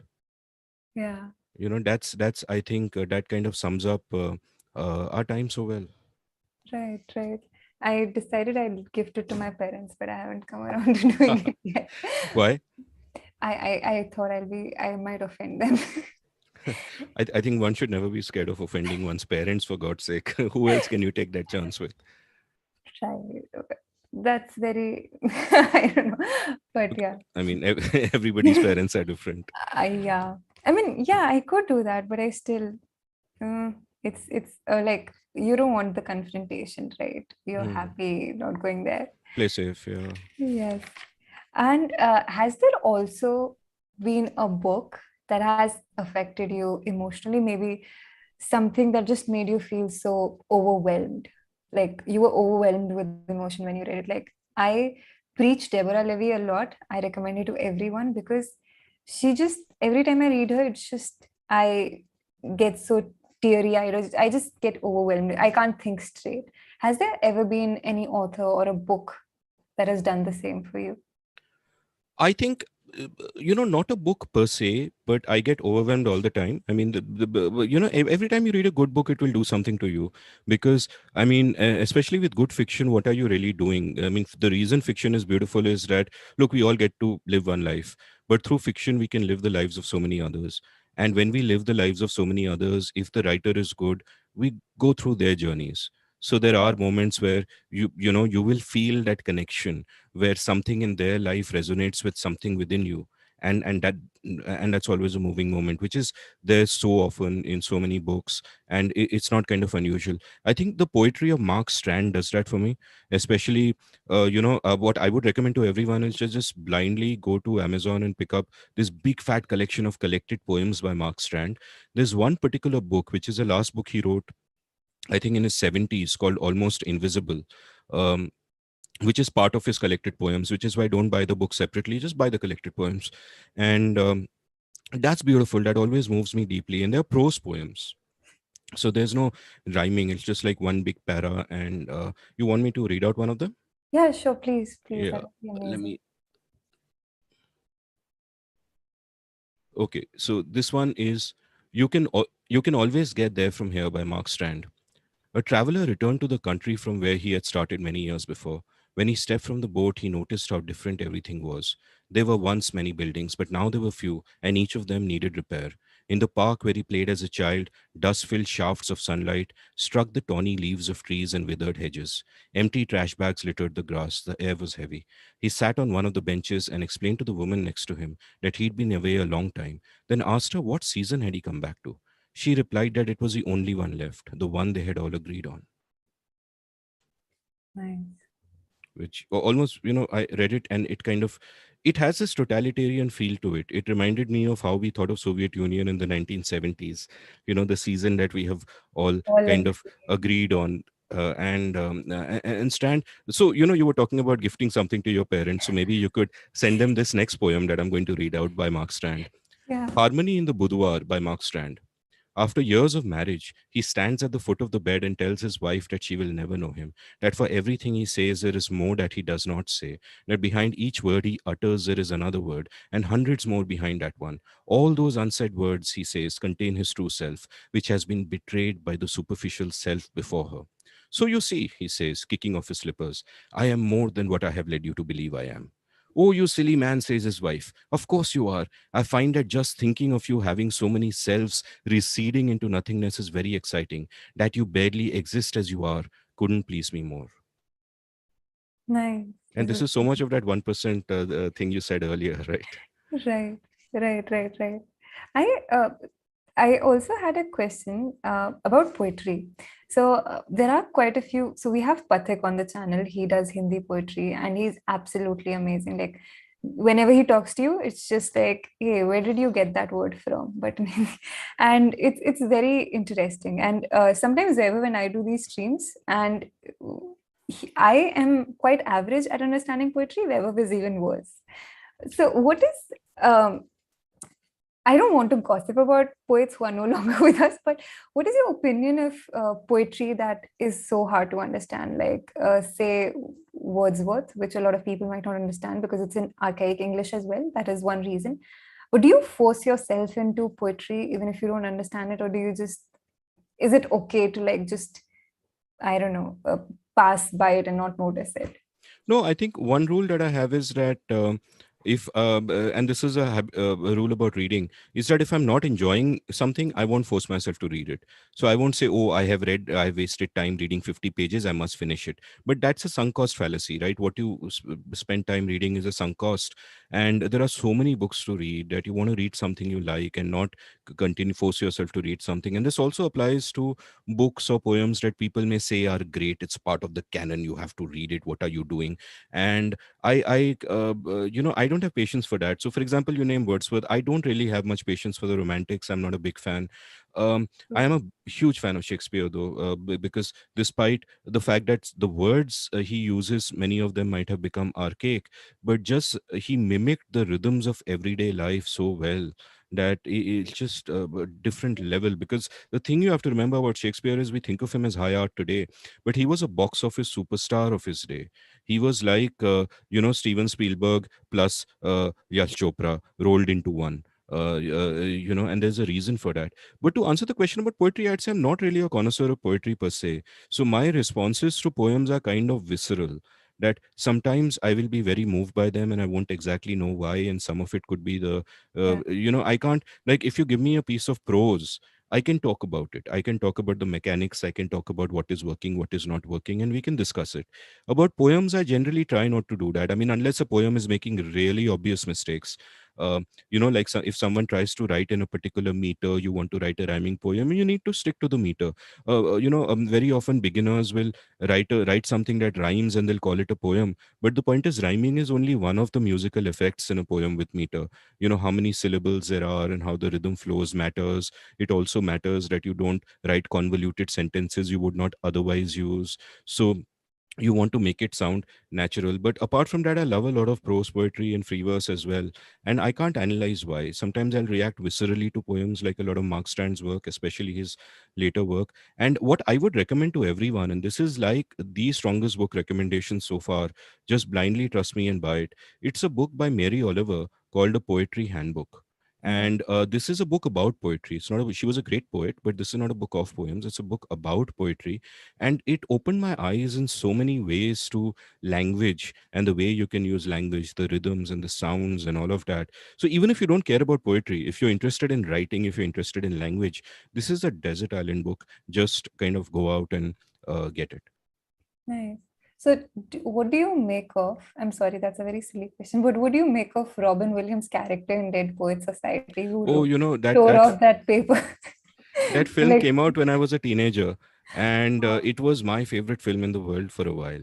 Right, because obviously when yeah. you are a teenager you're full of this angst and all of that, and it was so inspiring, especially that brilliant last scene, like you spoke earlier about what has moved you to great emotion. And that scene just used to make me cry because it's just so incredible. And no spoilers, please watch the full film if you have to. Now I think, you know, as somebody in his 40s, maybe now if I see the film I'll notice all the flaws and I may not be so moved by it and all that. But I think there was something to that. But I think, you know, it's a double-edged sword, right? As much as the film is about poetry, and I'm thinking out aloud right now, it's also about the idealism of youth. And that's a double-edged sword, that sometimes you don't want to become too jaded. You want some of that excitement and the joy that you get from something new and trying new things and all of that. But at the same time, you know, too much idealism removed from the real world often doesn't end well, as in fact in the film it doesn't, in a very tragic way. So yeah, but a lovely film, and I love that director, Peter Weir as well. You know, he did Mosquito Coast before that. He did a great film called Witness, and then he went on to make The Truman Show, which you know, I'm not such a huge fan of. It's conceptually great, but I was pretty moved by both Witness and Dead Poet Society. Yeah. Nice. Do you also have any like movie recommendations, if I may bluntly ask? Are there any movies that you absolutely love and go back to from time to time? Feel good movies. Like what are you watching like when you are not feeling when you're I, feeling low? I don't think I use movies like that. So for feel good, I don't really use them. I might just go and Yeah. randomly watch a whole bunch of YouTube videos that are recommended by me, by my trusted algorithm, which now throws up Chalchitra Talks as well. But otherwise, I don't watch movies to feel good. But yeah, I'm into cinema as much as I'm into books, I guess. And my top recommendations would be, if you are sort of some let me recommend a crossover first, because it's both a book I would recommend as well as a film. And there's a James Joyce short story called The Dead. It's part of his collection Dubliners, and The Dead is just a lovely, lovely short story. And it was made into a film. In fact, it was the last film made by John Huston, and he directed it when he was in a wheelchair. It came out in the mid 1980s.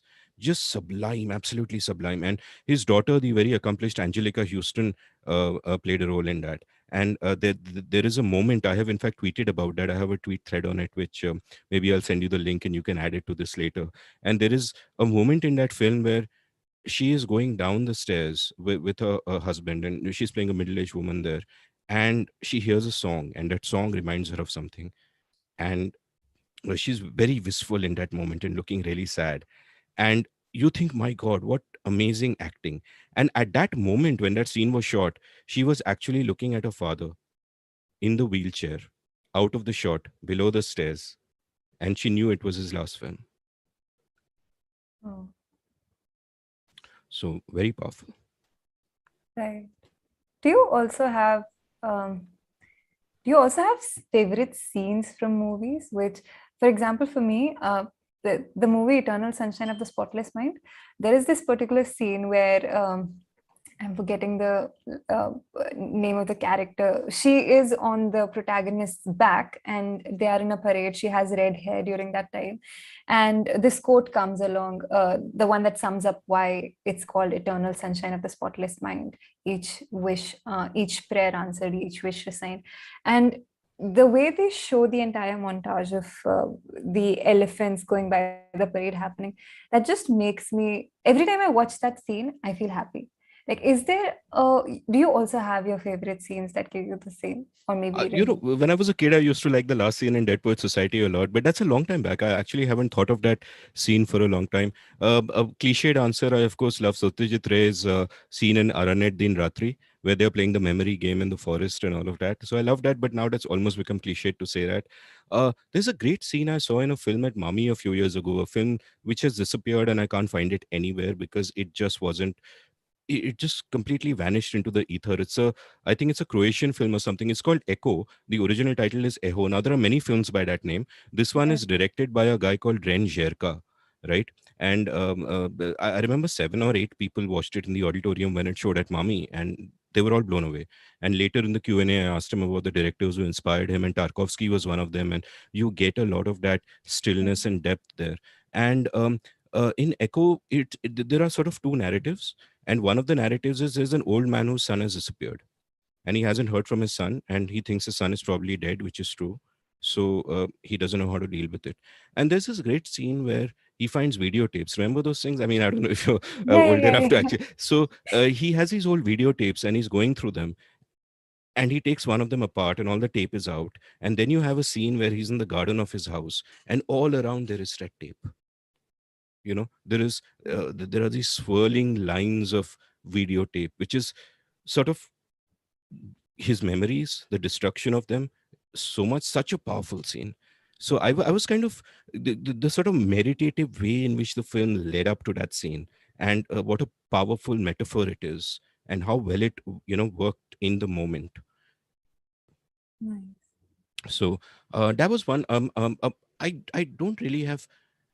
Like I said, I don't watch films for the feel good experience, so I Yeah, can't yeah, yeah. I can't Yes, think of anything. yeah. Do you also have I just do you also I also wanted to know from you. Uh, there are so many podcasts that are coming out there. You do a long format podcast where you host a conversation that lasts for a long time. There are also some short format podcasts. There is one that we are trying to make on Second Last Supper where I do like I write something and it's barely 4 minute long. Do you what's how will you judge? Will you judge a podcast by its length? No, absolutely not. It's like one doesn't judge writing by its length, right? You can like short stories, you can write long novels, and I just read out some poems I loved. So I don't think the length matters. I think what matters is what you're trying to do, and then what you're trying to do will deserve a particular amount of time or will fit a particular form better. And often out of a particular form, a particular kind of content will emerge. So I don't make a value judgment about, oh, it's a 4 minute show, or oh, it's a 4 hour show. It depends on what kind of content you're looking in the moment. I mean, at one point in time, I remember I'd pitched a 3 minute Hindi podcast. With 3 minute little Yeah. episodes, but no one was interested at the time. Maybe I'll do it. May I be bold enough to ask you what the podcast was about? It was, I'll pass on that, but it was like a 3 minute Hindi thing. It was light and it was Yeah. fun. It was a feel good thing. Yeah. So what I sort of, the way I see it is that, and I wrote an essay about this also, how the form and the content and also the creator are all kind of linked and they change each other. So for example, if I am doing a 4 minute conversation, say with people, necessarily I can't go too deep. I have to kind of stay shallow. And within the bound, I can try to do the best job I can, in the sense, just get to the essence immediately and all of that. But there is a certain shallowness required by that. So if I'm talking with an author to do a 4 minute interview, I don't need to have read their book. I can ask generic questions. If I do a 4 hour interview, I don't only need to read their book, I need to read all their books. I need to read various other books in the subject, and so on and so forth. Like I did a couple of episodes on Gandhi with Ram Guha when his book on Gandhi came out. I read some 30 books for that for prep. Now, what happens then is a couple of things happen. One is you're prepping a lot, so you're reading that much more, and that influences the person you are, obviously. But also, the quality of the conversation is different. You're listening that much more. The other person is opening up that much more. It's just so much deeper. That changes the content, and I think in some way it has to change you. In some way it has to change you, in the sense that if you're doing a 4 hour thing regularly, I think that I've certainly become more reflective and open in ways. more than I was earlier, certainly, which is not to say I at all was earlier. So maybe Yeah. that's like, hard, not saying much at all. But I think the form does change you. And which is why, like, I'm just about to move house. And after I do, I want to try things on YouTube, set up my own kind of studio setup. I've Yeah. bought a lot of equipment for that, though I'm not using any of it now, as you can see from the lights and the webcam. But so I want to throw a lot of things at the wall. And I think for any creator, that's the advice I would give, that don't presuppose that this is the kind of content that I want to do and this is the kind of form I will use. Don't presuppose that. Just try different things, and at some point something will click, and you'll be on that journey and something will click and you'll say, let me do more of this. And then you go deeper and that evolves and that can become something special. And I sort of saw that happening with the Seen and the Unseen at a different point in time. When I was an early blogger, I saw it happening with my blog India Uncut, where initially you're just doing various things, you're having fun. Having fun is important. Just have fun. Don't get stressed Right. out. What will people think? No one thinks of you. So just and that's a classic anxiety creators get struck by. What will others think of me? But I think one of the big lessons of middle age is that people aren't thinking of you. Everybody's got their head up their own ass. So just don't be self-conscious. Just do things that you enjoy doing, and eventually things will start clicking and you'll start finding things that work for you, formats that work for you, and you'll fall into them. And this is what you guys are doing, right? Because Chalchitra, I just see you trying so many different things, and I think it's mind blowing, because just in terms of growth, the kind of stuff that you're doing now, I like it, but inevitably when you look back on it 2 years later, you won't like it. You'll say True. कि यार क्या frame था, क्या lighting था, क्या ये था, why was I doing this, why was I doing that? Yeah. And that growth can only happen if you just do it constantly without being self-conscious, and throw things at the wall. Right. Do you also have this? I don't know how to ask this. I mean, I'm not sure how to frame this, but a lot of people look at. So you said like we'll look at it 2 years from now, and we'll probably not be happy by like how we were doing things right now. Of course, there'll be a change in perspective, but how is there a way to seek inspiration from that 2 years ago self, apart from like just looking down upon it? That's a really good question. So one of the writing exercise I give my writing students is called message in a bottle, where you Yeah. have to write a letter to your past self or your future self.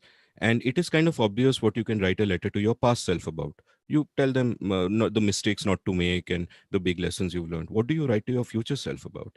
And I think here the key is that what you could write to your future self about is to remind them of the idealism with which you started, the excitement with which you started, the love that you feel for the subject. I think there is a danger after a period of time that, sorry, you can become jaded, and you Mhm. can sort of lose that freshness. And I think it's useful to remind yourself of why you started, what excited you about something. Like if you have a show on books, what excited you about reading, why you love books. It might be the case that because you're all the time you're forcing yourself to read books because you have to for your work, right? And it can seem like drudgery and you can feel burnt out. And at those points it's important to, I think, remind yourself that you're living what to your past self would have been the dream life. You're reading all the time, you're going deep into stuff.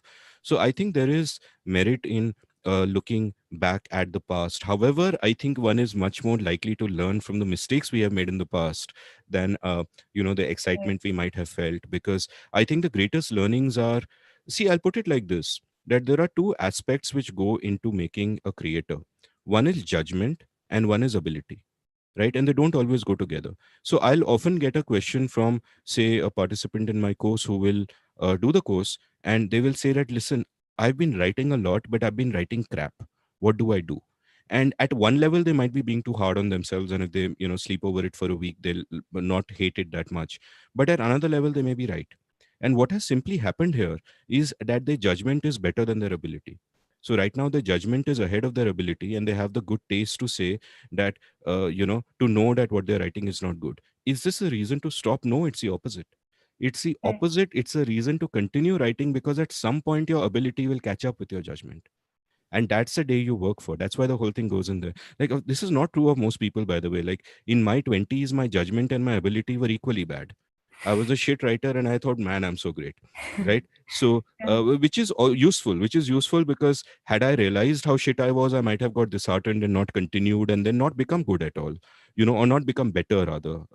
I wouldn't want to call myself good, but so so a lot of it is just perseverance, just continuously doing things the way you guys are, which I sincerely mean. I mean, just like every day, like my YouTube algorithm is loves you people. Every day there are like three things by you, and I'm like, wow, and I envy that, and I want to do things like that. Like sometimes I'll do the seen and the unseen week on week, and I'll just feel so burnt out sometimes, and each episode is just so much work, and at the end of it I'm just flat, I'm exhausted, but I have to kind of get on the wagon again and just keep doing it. But the point is, it's rewarding, and the only way and you just have to keep doing it. And what you guys are doing daily is mind blowing. Just wait, you'll be, after 3 years you would have reached a whole new level, which is not Thank to say you're not you. very good already. Thank you. I also like, I recently, it happened that I was doubting myself a lot. Like, we all constantly suffer with the imposter syndrome. And what I've learned now is, I want to know if it's the right thing. Because what I've learned, like, doubts are going to be there. I'm constantly going to compare myself with other people. And I'm constantly going to feel the pressure. What I do now is, I don't do anything about it. I've started recognizing, hey, this is something that's beyond my control. I feel bad for a minute. Sometimes I feel shitty for 5 minutes and 10 minutes, and then I'm just like, hey, it's wasting my time. Is it the right way to go about it? Or do you, like, I've diagnosed the doubts, but I'm not doing anything actively about them? Or do I do something about it? Should there be like recognition is there, but should there be something after it? No, I don't. I think that's absolutely the right way to look at it, and you've come at it from experience, which kind of underscores that is the right way to look at it. Like, in my opinion, like my approach is that I try to learn from the past, but I don't dwell on it. I'm always moving on. I'm always thinking of the next episode. I never listen to my old episodes, never. Right? And not because I'm making it. I'm just not. It's there. It's done. And I will make mistakes and I learn from them. But there's no point dwelling on that. You move on to the next thing and you keep doing. So I think the mantra for a creator always is just keep doing, at the risk of repeating myself, repeating myself.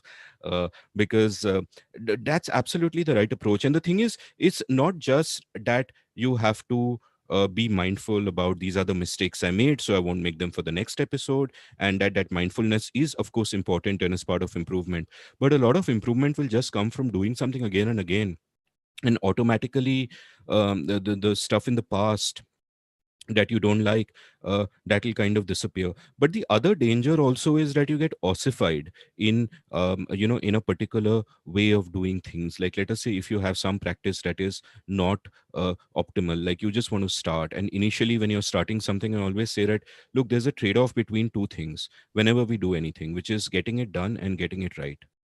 And and for a creator, I think the important thing is get it done, because you only get it right by getting it done again and again. You do things imperfectly 1,000 times. That's how you get closest to perfection. You don't get closest to perfection by agitating over something and doing it once, analyzing it 50 times, and then you do it a second time and it's perfect. It's not like that. So I would say you have to have the bias towards getting it done.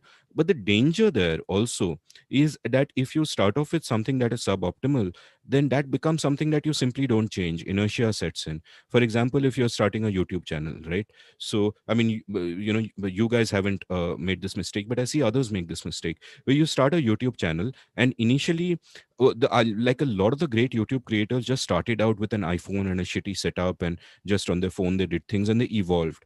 But some people, they'll start with a jugaru setup, but they won't evolve beyond the jugaru setup, because inertia will set in. They'll focus on other things, they'll do the same damn thing again and again, and the Mm. jugaru setup remains the jugaru setup, and it is shitty. And that's also a danger to avoid, that you do want to keep iterating and improving things and thinking that, can I make this better? Is my lighting too flat? What can I Right. do I need better packaging for the intro? What are the things other creators are doing? So you need to be obsessive to a certain extent about the stuff that you do and not get caught up in the inertia.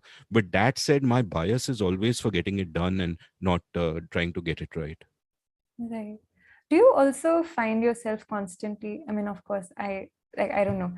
But do you also find yourself constantly comparing yourself to others, but then also you want to cheer for other people, but then when there are people constantly pitting you against somebody, does it get difficult, or how do you deal with it? I used to do that when I was younger, right? Because you want validation, you want to be acclaimed for the things that you do. So you have this sense of competition against others who do. And I think I lost it a few years ago. And I lost it at, I think, lost it not in terms of I lost it, but I lost that feeling at a time when I realized, and this sounds sad, but it's not sad, it's actually good. When I realized that number one, the dreams I had as a young man are not going to come true. That's number one. And number two, it doesn't matter. It doesn't matter because it was always an illusion that happiness is dependent on dreams like that coming true. Happiness is dependent on, for me, the way I define happiness is I get up in the morning. Am I looking forward to the day? Am I looking forward to what I'm going to do? Of course, when I get up on the day of the recording, I'm in full freaking panic because, my prep isn't deep enough. And I'm just like, shit, what am I going to do? Like today, my recording with Kavita was at 1:30, and I wrote to her and said, can we start at 2? And then she said, no, I have another meeting at 6. And I was like, chalo, theek hai, 1:30. Oh my God. You know, find a way to sort of uh, so but so now my kind of approach to everything is that and this is not successful because we are hard this is not always successful because we are hardwired to care about validation, to compare yourself against other people. We're just hardwired. Those instincts are there. But I think what you consciously have to do is to tell yourself ki boss, am I happy with the kind of work I do? And of course I don't have competition because who does 4-hour podcasts? So no. And Yeah. also the other way I think of my podcast is that, look, at one point I sat down and I defined that what I'm trying to do is create meaningful conversations that can be heard 30 years later. You can listen to these in 2050 and you can feel that you have a snapshot of the way people felt about a particular subject or a particular time, or maybe a snapshot of an era through somebody's life and experiences. So I'm not looking for readers across geography, across space. I'm also looking for readers across time. And once you define it like that, then what is a competition?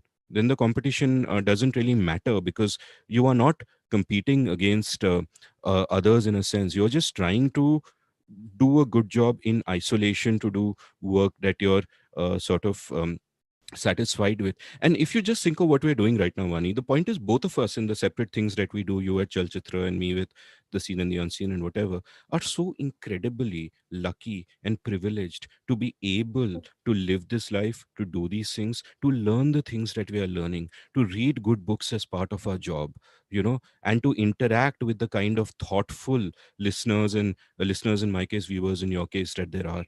And this is such a stroke of mind-boggling luck and privilege. And I would just, if I then start feeling resentful about other people and all of that, Right.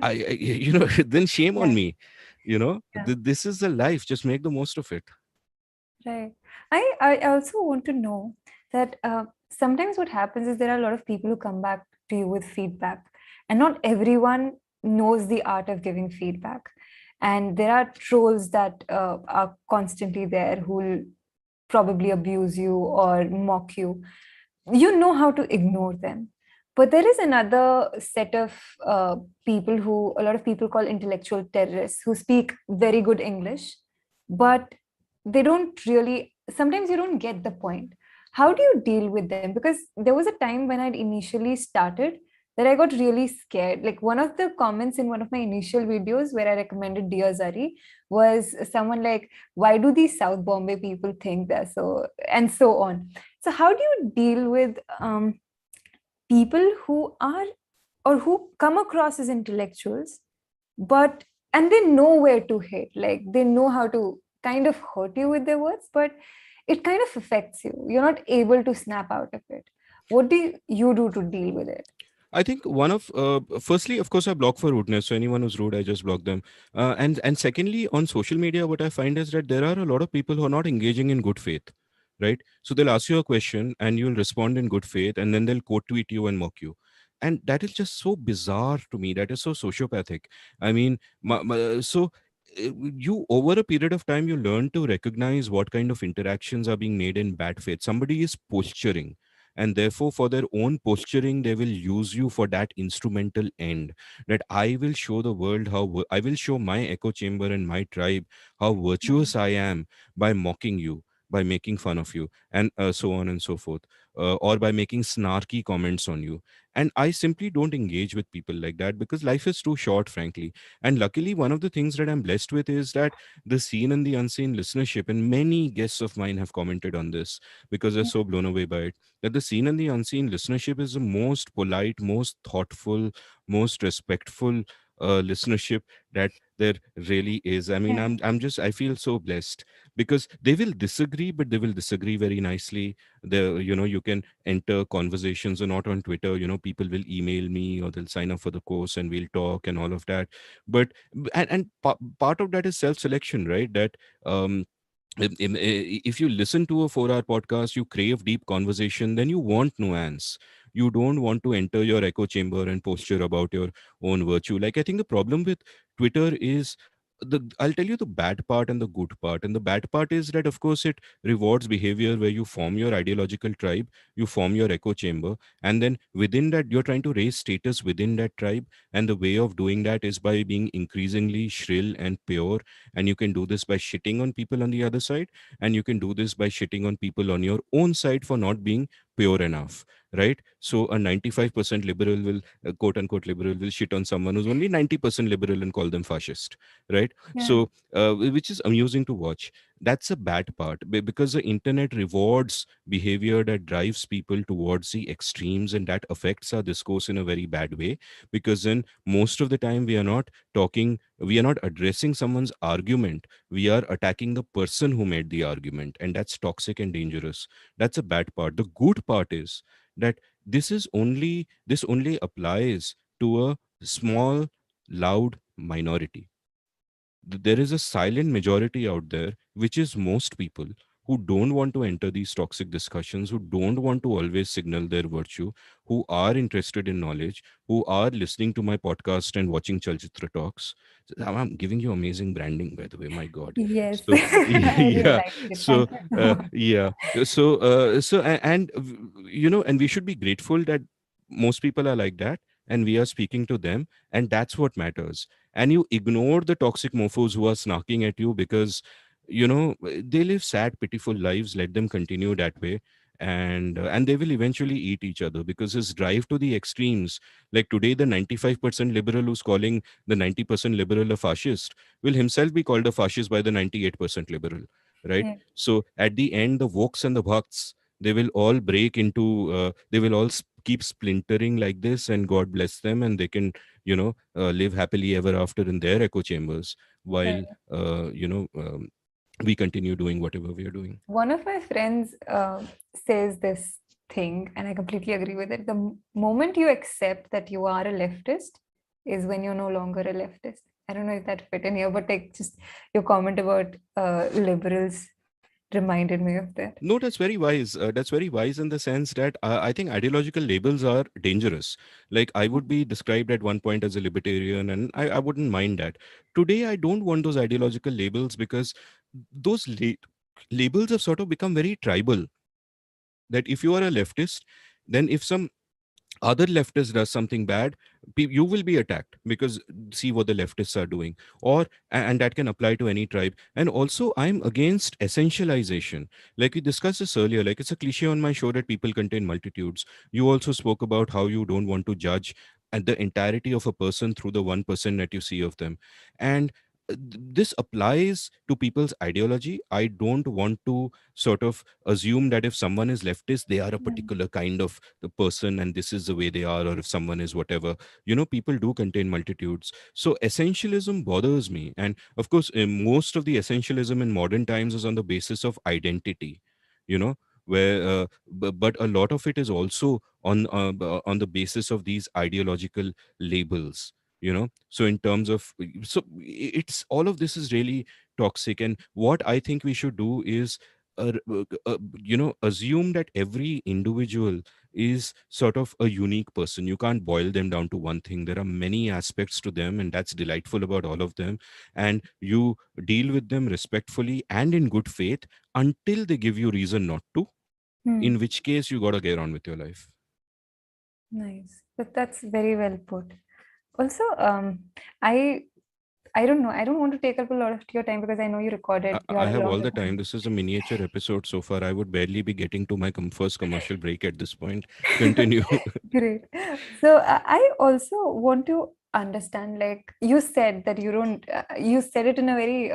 You said it in light humor that there is no um, competition when it comes to 4 hour long podcast. But how do you maintain the authenticity in your podcast? Yeah, that's actually the key word, authenticity, which is that Yeah. I have to be true to myself, which is why in my podcast, what I'm really doing in my podcast is, how do I choose my guests? I don't do it on the basis of, oh, this subject is topical and let me cover this and blah blah blah. Yeah. I do it on the basis of my own intellectual curiosity. So sometimes it's a subject I want to know more about, and then I'll go deep into that subject and do what it takes. Sometimes it's a person I find interesting, and I'll want to kind of chat with that. I had a great 4 hour episode with Kavita Krishnan recently, and she's of course a communist, right?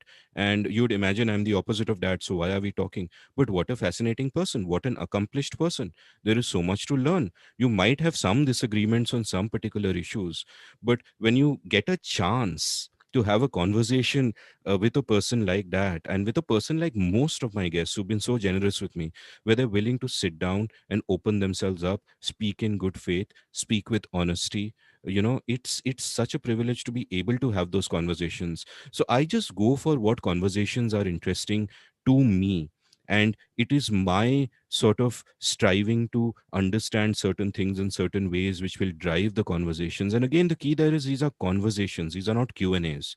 These are conversations where I'm an active part of it, and I Yeah. am kind of exploring whatever it is I'm exploring. So now it is true, of course, that publishers will write to me with whatever books they are releasing, and they'll send me those books, and Yeah. various people will write to me and say, can I come on your show?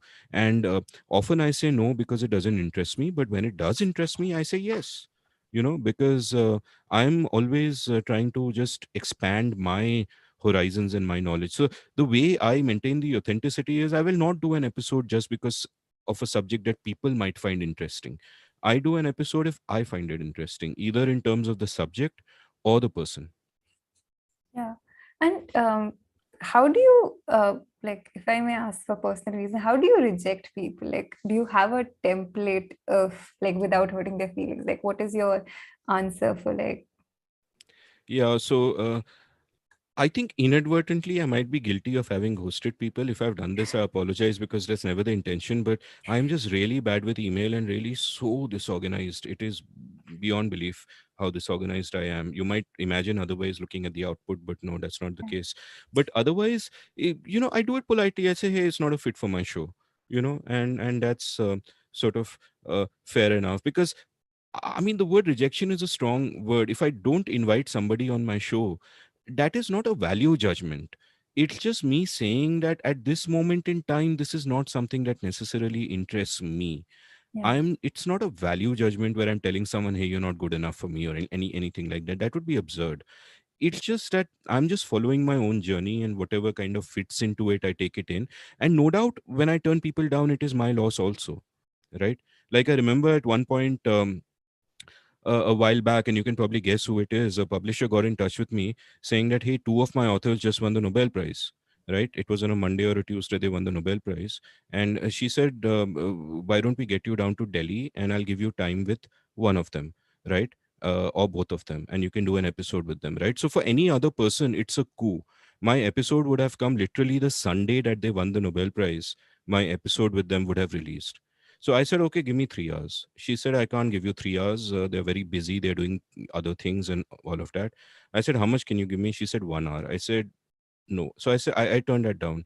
Now, it is no doubt my loss in a particular sense that, that I didn't do that episode with those incredibly accomplished people who probably don't even know who I am. I'm not even on their radar.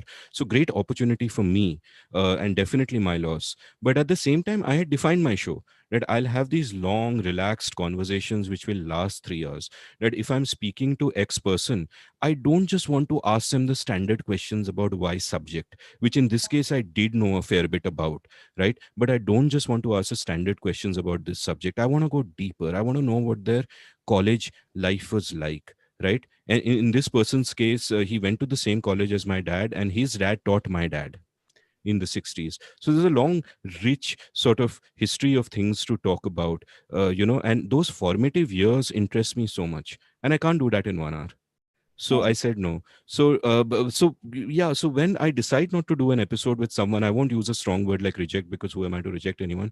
But when I decide not to do an episode with someone, it's just a reflection of my biases and my interest at that particular point in time. And like you correctly said, I'm being authentic to myself. That is all I can be. And if I miss out on what others might consider great opportunities, then that's fair enough, but it is what it is. Right. Is this also a way to not get burnt out? Like being selfish about what kind of content you want to do, what kind of people you want to interview, and how you want to do it. Is it also your way of trying not to burn out by doing a podcast every week, or is I think I, I'm not sure about the burnout bit, because if I was to do like say somebody sends me a book and I'm not interested in the author but he's a big name and I'm like chalo kar lete hain, and I read the book and I do a 2 hour episode, a certain amount of that would be drudgery, right? And it would reflect in the quality of the work. The quality wouldn't be that great. So my internal satisfaction at the work I do would dip a little bit, right? And if I did too much of that, it would hurt my motivation, and it could end up in a downward spiral. So what I try to do is every episode is about something I want to do, but that also means that I am that much more intense about it, that I am entering those rabbit holes, that I am frantically reading all the books that I have to read and really going deep into it and kind of stressing about it and always panicking 2 hours 1 hour before it's to start because shit, I have 3 more books to read or whatever. But so I'm more likely to get burnt out this way.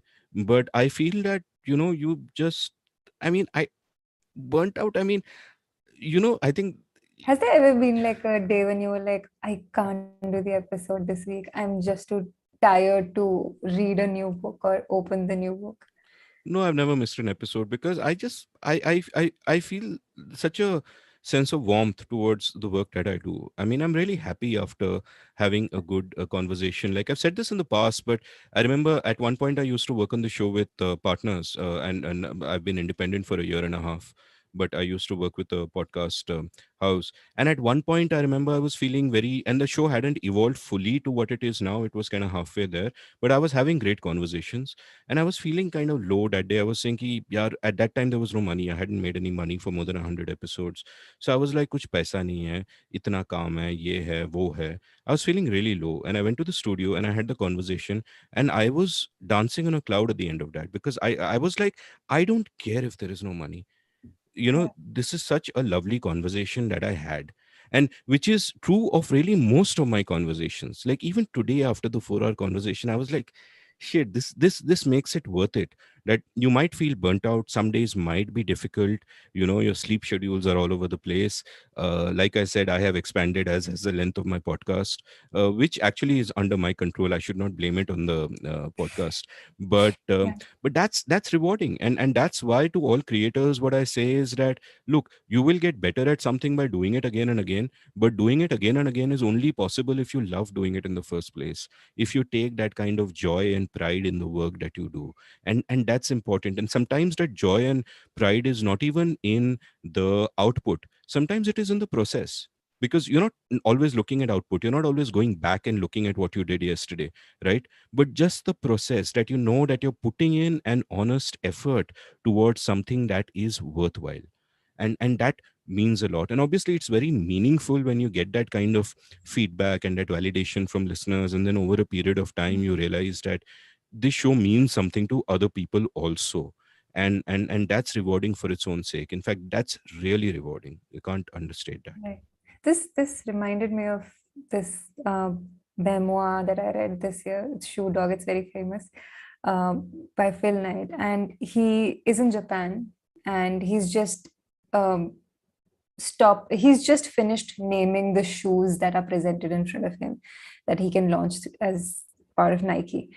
And he is dead tired when he gets out of the building, and he looks over his shoulder and he's like, I felt so drained, but in that moment I felt so happy. And like right now, when you said that, I feel a sense of warmth towards my work. That's exactly how you want to live life, right? That's exactly why Do you people are. feel that? I do. I do. Like, that's one of the many reasons why I'm able to get up every day and then be excited about the day. And there was this interview that Priyanka Chopra once upon a time did. I don't know how I came across it, but she said something like, I no longer need to drink coffee anymore because I'm so Wow. excited about the work that I'm doing. And that day I quit coffee. I was like, this is how I want to live the rest of my days. I think No need to, yeah. I've had 5 cups of coffee that day, so I still need my coffee and my modafinil, as it were. But yeah. Yeah. But yeah, this is amazing. Do you also have any music that you go back to, like any music recommendations that you may have for the viewers? Again, I think almost all the people in the chat would probably have more up to date and current music recommendations than me. I think my approach to music is very different from films and books. In the sense, about films and books, I'm passionate. I'm reading all the time. I love to discover new things. In Yeah. music, I think I've entered a kind of a comfort zone where I listen to things that I used to listen to when I was young, and that's about it. And sometimes when I'm working, I'll have soundtracks either of gentle piano music, so it's just there instrumental in the background, it's soothing, or even the sound of rain or whatever. So I've never been one of those people who is like, maybe when I was young I was hardcore into alternative rock and all that in the early 90s, and so on and so forth. But I would say that I stopped having an open mind towards discovering new music a long time ago. So I am much more a books and films kind of person that way. But I mean, the artists who I go back to as comfort food are people like uh, Van Morrison, maybe a lot of the alternative rock, like Television, Replacements, and stuff that we heard in the 80s and 90s. But again, just because I might have read a lot or watched a lot of movies doesn't mean that my opinions on music are anything worthwhile at all. Yeah. No, but do you still have any artist that you think is that you like and you could, I don't know, also like guilty pleasure is more than welcome. Like an artist who's your guilty pleasure.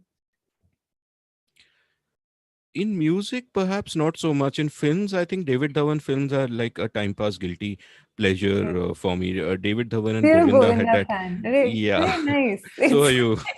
I love the songs that Govinda like used to perform to. They're like my guilty pleasures. I sometimes play Govinda songs in the morning and that just gets me going. तुझे मिर्ची लगी तो मैं क्या करूं, or that libertarian anthem सरकारी खटिया private करो. No, I'm just kidding. So yeah, so why don't you recommend some music that an old fogey like me should perhaps listen to and might like? I am very guilty of it, but I have a younger sibling. He is 16 right now. We have a 7-year age gap. So I listen to whatever he puts on my playlist. And that's how I discover any music. And recently he recommended this band to me. It's called, I'll have to search for the name. Just give me a minute. He recommended this band to me called Vampire Weekend. It's alternative, and there's this song by them called "The Kids Don't Stand a Chance," Wow. and yeah, so that's what I was listening to in the evening. And I love this band called the Lumineers because Hmm. I'm a suck. I have you heard of them? I've heard of them, but I haven't really heard them, I'm afraid. Okay, the Lumineers are actually what I love about the Lumineers is the way they tell their songs. So, like initially, if you go back to Pink Floyd and everything, they had concept albums. Like every song had a story, and you had to listen to the songs in a sequence. You could not pick up one random song of the album and just listen to it. And that kind of changed over, like in music now, I Hmm. think. And Lumineers kind of brought that back. It's a concept album. So, for example, they have this album called Cleopatra, which is about this woman who they've named Cleopatra for obvious reasons. And they start with the song starts with the introduction of Cleopatra. Then the entire album is about her life, how she became a taxi driver. She's a taxi driver, but how did she become a taxi driver? how did she reject her lover, and then how did she eventually marry, then have a son, then get a divorce. And it just makes you really, it's very comforting. You kind of become intertwined with it. And then they released this album called Three, and it's about a family. It's a family saga. It's about a family that suffers from substance abuse, and it's just really nice because they tell you the story through each song, and it's very emotional. So I wouldn't recommend it to someone who's feeling low, but it's a really, really, like, I love the band, the Lumineers. I just remembered a guilty pleasure, which is also a modern artist. So I don't know if I should reveal this, but I guess no one's watched so far, so it's fine.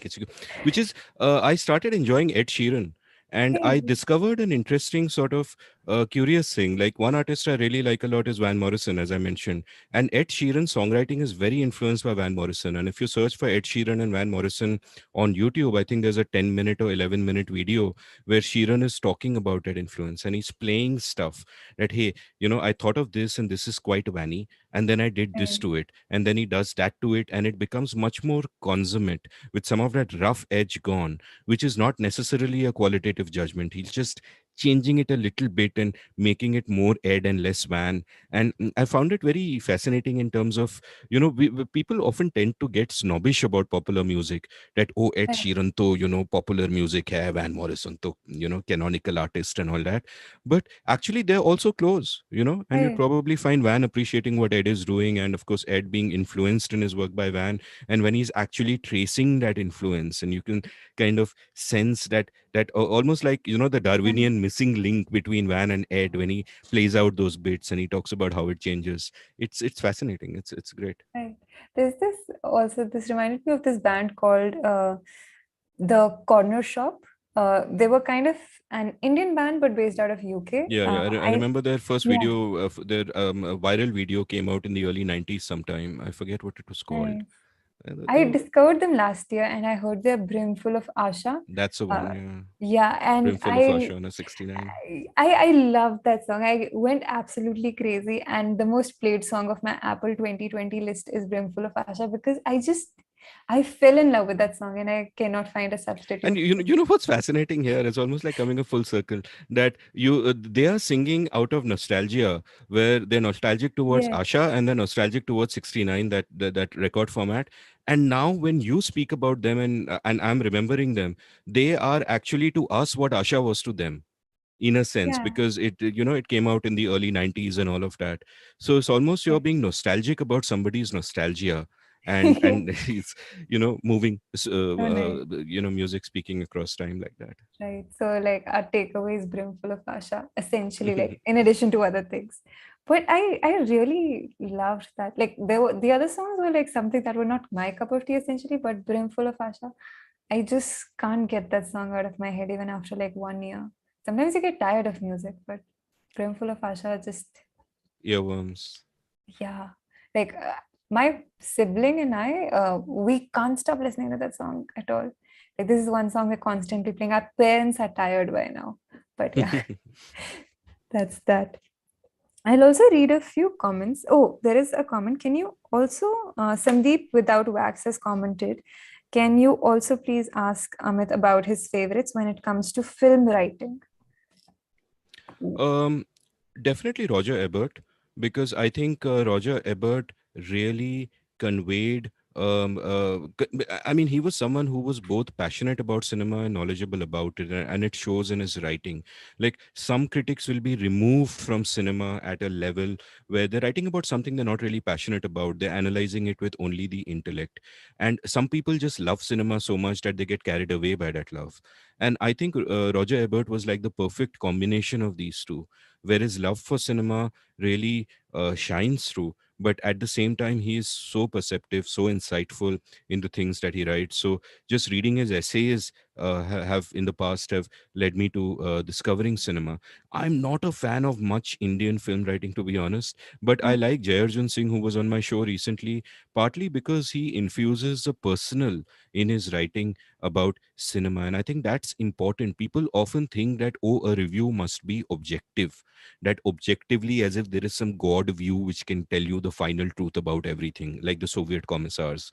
But there's nothing like that. We respond to everything in a personal way, and I think there's a certain charm and a certain sort of there's that quality that makes it easier to relate to when people are also sharing their personal journey while talking about a film. And I really like that. Like Pauline Kael, for example, she the book she wrote, I Lost It at the Movies, right? Which just the title is so beautiful because it indicates how personal cinema is. You see that Yeah. passion in Ebert's work. You see that sort of the personal infusion in J. Arjun's work. But when it comes to cinema, what I really like to do these days is I don't really read too many writers on film. I just like to watch films myself and kind of think about them and so on. And especially when it comes to Indian film reviewers and all that. I mean, no offense to anyone, because I have, I'm not. If Yeah. you're one of them, I probably haven't read you at all. So I'm not dissing you. It's just that I just prefer to watch stuff myself and sort of think about it that way. Right. Do you also have, there's another question that I lost the question now, Oh, I but didn't someone give you was, film recommendations, by the way. oh, You wanted yes. some. I'll give you some quick film recommendations then, because, I am a sucker for sharing things that I'm passionate about. So why not?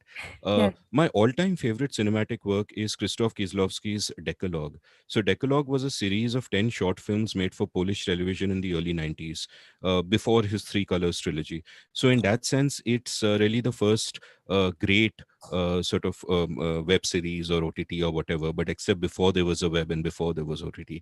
So Decalogue is masterful, where each film is on one of the 10 commandments, and it's 10 films like that of people who live in a particular housing block. Kieslowski was a Polish director. He died young, sadly, but just absolutely remarkable. Um, uh, I love The Dead by John Huston, which I kind of pointed out. And I'm just trying to sort of um, I love Darren Aronofsky's. I generally love his work. I love Mother when it played at Mummy recently. Yeah. So that was, though it provoked a lot of sort of extreme reactions, but I thought it was pretty incredible. And apart from that, uh, just to talk about directors, I love Federico Fellini's work, and I think people will often see his more art house films like Eight and a Half and get turned Yeah. off by it if they're not into that kind of cinema. But a lot of his other stuff like E. Vitelloni and Amarcord are very relatable, especially by Indians, because a typical Italian family is basically a typical Bengali family.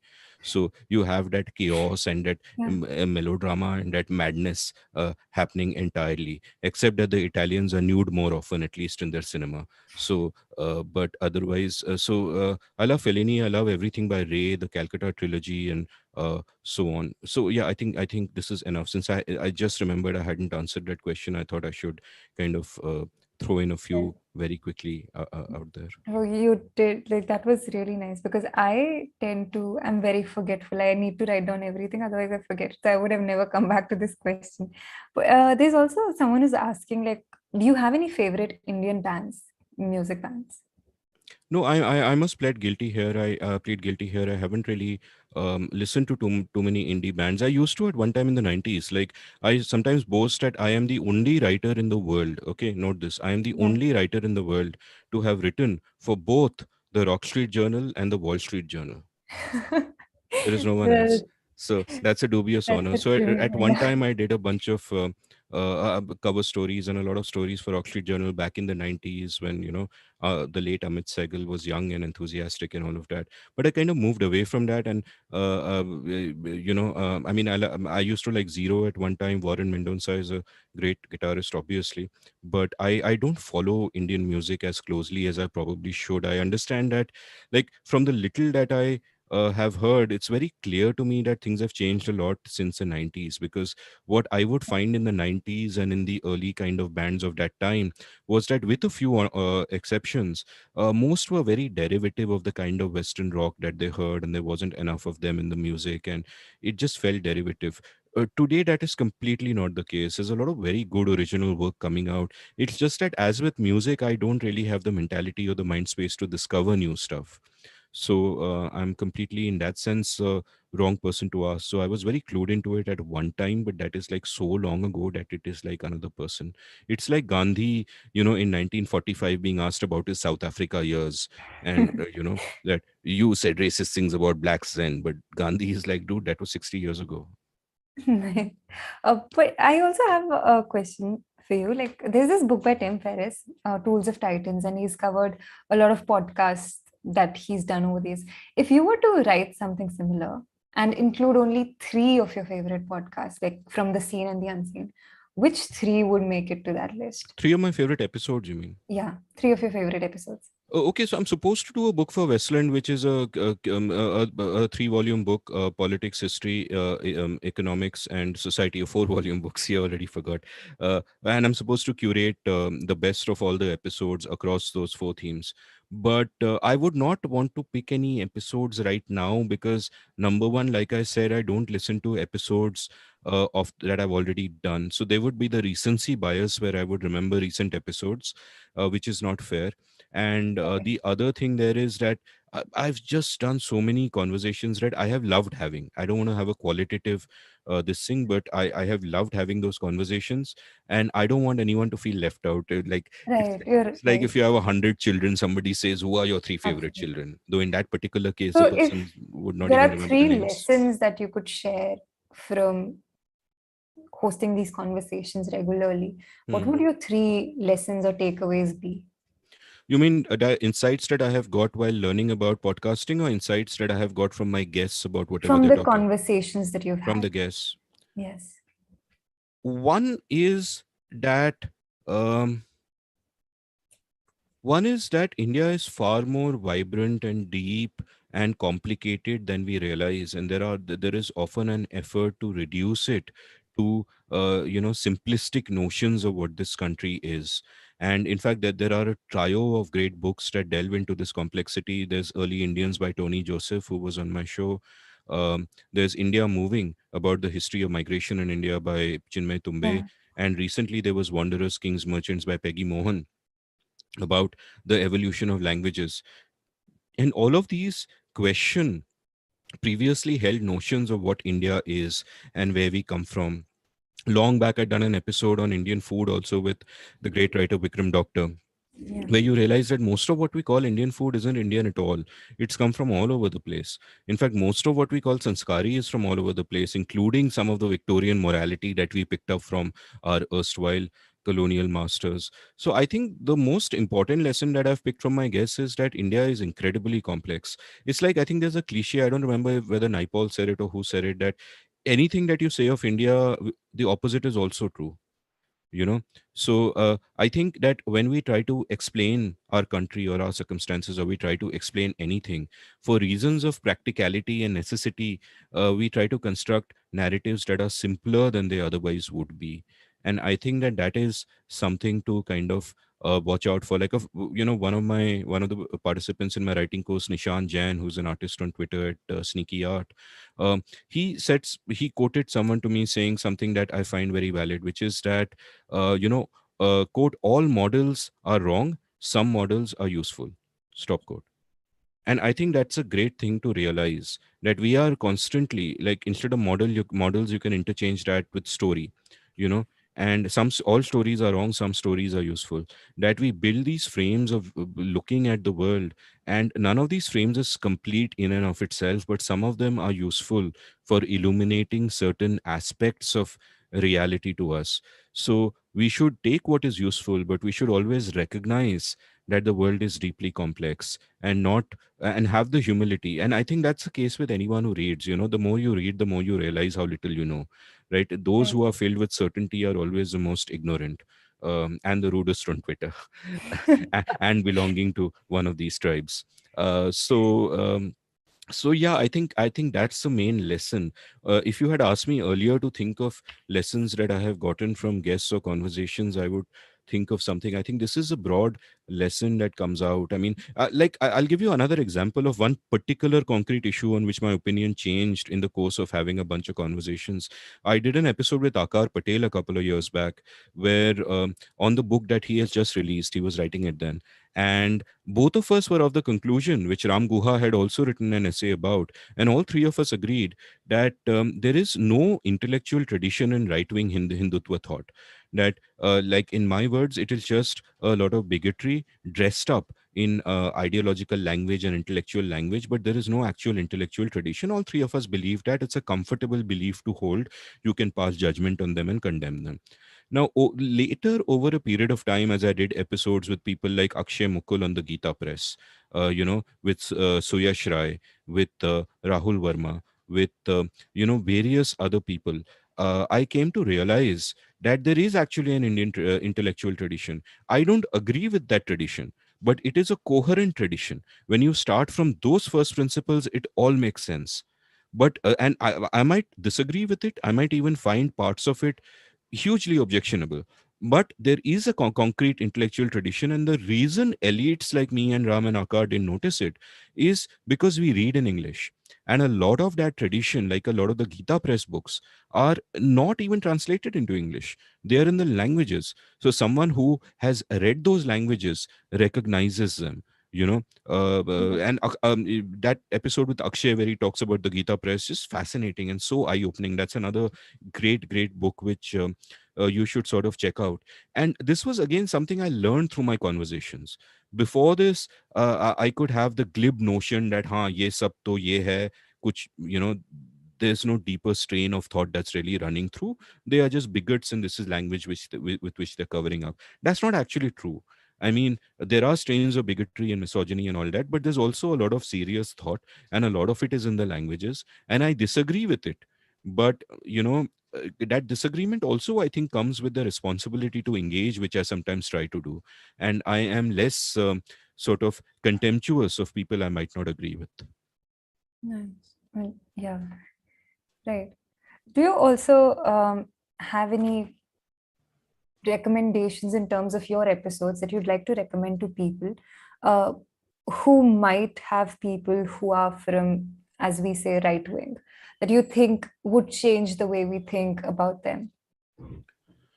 I mean, the Akshay Mukul episode on the Gita Press is great. He is, of course, of the we are both broadly, we'll both pretty much agree on everything. But his book is remarkably sort of reflective of the journey that, I mean, a lot of us think that, that what is happening today is something new, that society wasn't like this, we become worse. The point is, society was always like this. These things Yeah. about love jihad, these things about lynchings, they are not new. They've been political issues since the 1920s. They've been political issues for a particular reason. They fed into narratives that existed from the time of Shivaji or even before. These are strains that are there in our society. They are even dominant strains in our society. When you look at, I think the Bhagavad Gita, the Gita Press edition of the Bhagavad Gita sold some 70 or 80 million copies or something like that. Unheard of. I forget the exact figure, but unheard of numbers of books and all they sell. But they sell them in Hindi outside the view of us city bred English speaking elites. So we don't realize, and they influence the way that people think, the way that, so. It's important to kind of recognize that strain, even if it makes you, if you are someone like me who believes in enlightenment values, who believes in individual freedoms and all of that. A lot of it can be disheartening, but at least you get to have a better view of the world as it is. I mean, I've done episodes engaging with people on that side, like Jerry Rao had written a book called The Indian Conservative. I chatted with him, which was an interesting episode, and which was also great because we argued all the time through the episode, and Yeah. at the end, uh, he was super happy with it. Friends of his called me up to say thank you for giving him a platform and letting him have his say. And at the same time, people who agreed with me were saying that, man, you really demolished him. And actually, I didn't. Actually, all that we did was I let him speak. I was respectful. I listened to him. He listened to me. It was a perfect example of the discourse, the way it should take place. Even if I say so myself, where you're stating opposite views, you're disagreeing vehemently, and and both of you feel that justice was done to your ideas, because nobody's interrupting you all the time, nobody's looking for gotcha moments, nobody's calling you names or jumping in or whatever. So I think that's kind of a model. Other people I've spoken with who might give different perspectives are people like Vinay Sitapati, with whom I did an episode on the BJP before Modi, which was extremely popular. I did a great episode which with Ripur Daman Singh on the First Amendment, which will make people reconsider the way they look at Nehru. And Nehru, of course, contained multitudes in many ways. He did a lot of great things. So in some ways, he was a great liberal, built our institutions. In other ways, he was deeply illiberal. Like, one of the things I realized while reading the book was that our sedition law, we think of the sedition law as something that the British gave us in the IPC, and it was. But it was struck down by the courts in 1950. Nehru pushed the First Amendment through to get back the sedition law because he wanted to use it against his enemies and those people in the press who were criticizing him. Deeply illiberal. And who was a man who actually argued for the liberal case then? Shama Prasad Mukherjee. You know, and today in a certain section of society, Shama Prasad Mukherjee, who was, of course, the forebear of Vajpayee and Advani, will be will be demonized. But you look at that particular issue through the lens of that issue, it is Nehru who is deeply illiberal and Shama Prasad Mukherjee who is making liberal arguments down pat. So people contain multitudes, and it's dangerous to have a simplistic view of history. We need to kind of examine we need to examine it in all its complexities, and not be scared of those complexities. When you see these complexities which turn out to be hypocrisies, so like you read the newspaper every day, and this is an issue I faced a lot of. Like, I would say we were not prepared to deal with adulthood, and that is because of my privilege. And then you start educating yourself, and it just becomes very overwhelming. How do you deal with that? How do you deal with realizing, like, hey, I was taught in my history class and civics class that this is how the world is going to be, and I come out into it and I see all this, uh, certain topics just become too real for me, and then I just can't get to them. But hey, I'm privileged enough and I can step away from it. So how do I deal with it, and how do I use my privilege to better it and better position myself as well, so that I don't get overwhelmed by it? I'd say if you're talking about the confusing nature of knowledge, there is so much knowledge in so many things. I would say that one thing that one has to do is that one has to accept that you don't have to have an opinion on everything, right? Which is why I hesitated before giving you music recommendations, because I'm not the person you should come to for that. You don't have to Right. have an opinion on everything, and it is okay to be uncertain about things, and it is okay to be uncertain about things today which you were certain about yesterday. That is okay. In some senses, I think what social media has done is that it has made posturing important. It has made it important to display virtue. Where does virtue come from certainties? So and so is black, so and so is white, and you don't need those certainties. And you can have like, for me, I'll tell you where I have certainty and where I don't. I have certainties when it comes to values. So when it comes to individual rights, to freedom, to personal autonomy, I have certainty about those values. Okay, and I am, and there I am at a fixed point, and a fixed point that I have reached after a certain journey and a lot of thought. So I have certainty there when it comes to values. When it comes to facts, I don't take anything for granted. I'm always open to more nuance. I'm always open to going deeper. I don't assume that what I know of the world is what it is. I cannot possibly understand that. And I'll read out maybe our final excerpt, because the another book I wanted to recommend is a foundational book for journalists. Is came out, I think, in 1918 or 1919. It's a book called Public Opinion by Walter Lippmann. And let me just go to that now. Let me sort of find it. And the first chapter of that is titled The World Outside and the Pictures in Our Heads. And the point that Lippmann is making, which is germane to what we are just were just speaking about, is that the sort of what we know of the world um, is not what the world is. The world is something entirely different, and we have a picture of it in our heads, which is a simplistic representation. So he starts off it by talking about how during the First World War there were people fighting in this remote place, and after the war was called off, it took so long for the news to reach them that they continued fighting and many people died, even though the war between their countries had been called off. So it literally took weeks or months or something like that. And that was because while in reality the war was over, in their heads the war was going on. So they kept fighting.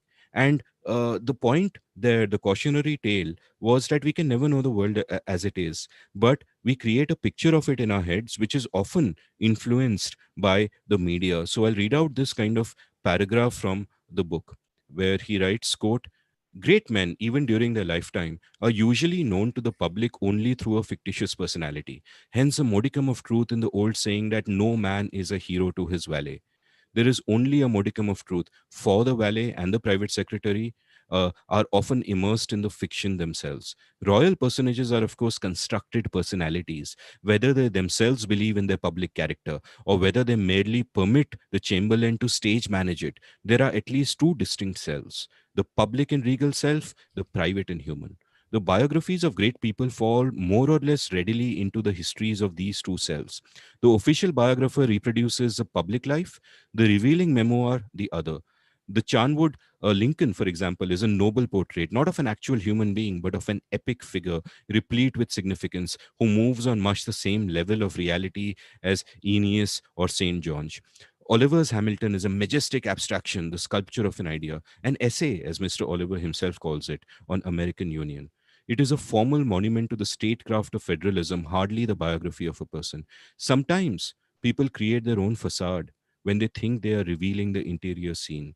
The Repington Diaries and Margaret Asquith's are a species of self portraiture in which the intimate detail is most revealing as an index of how the authors like to think about themselves. Stop quote.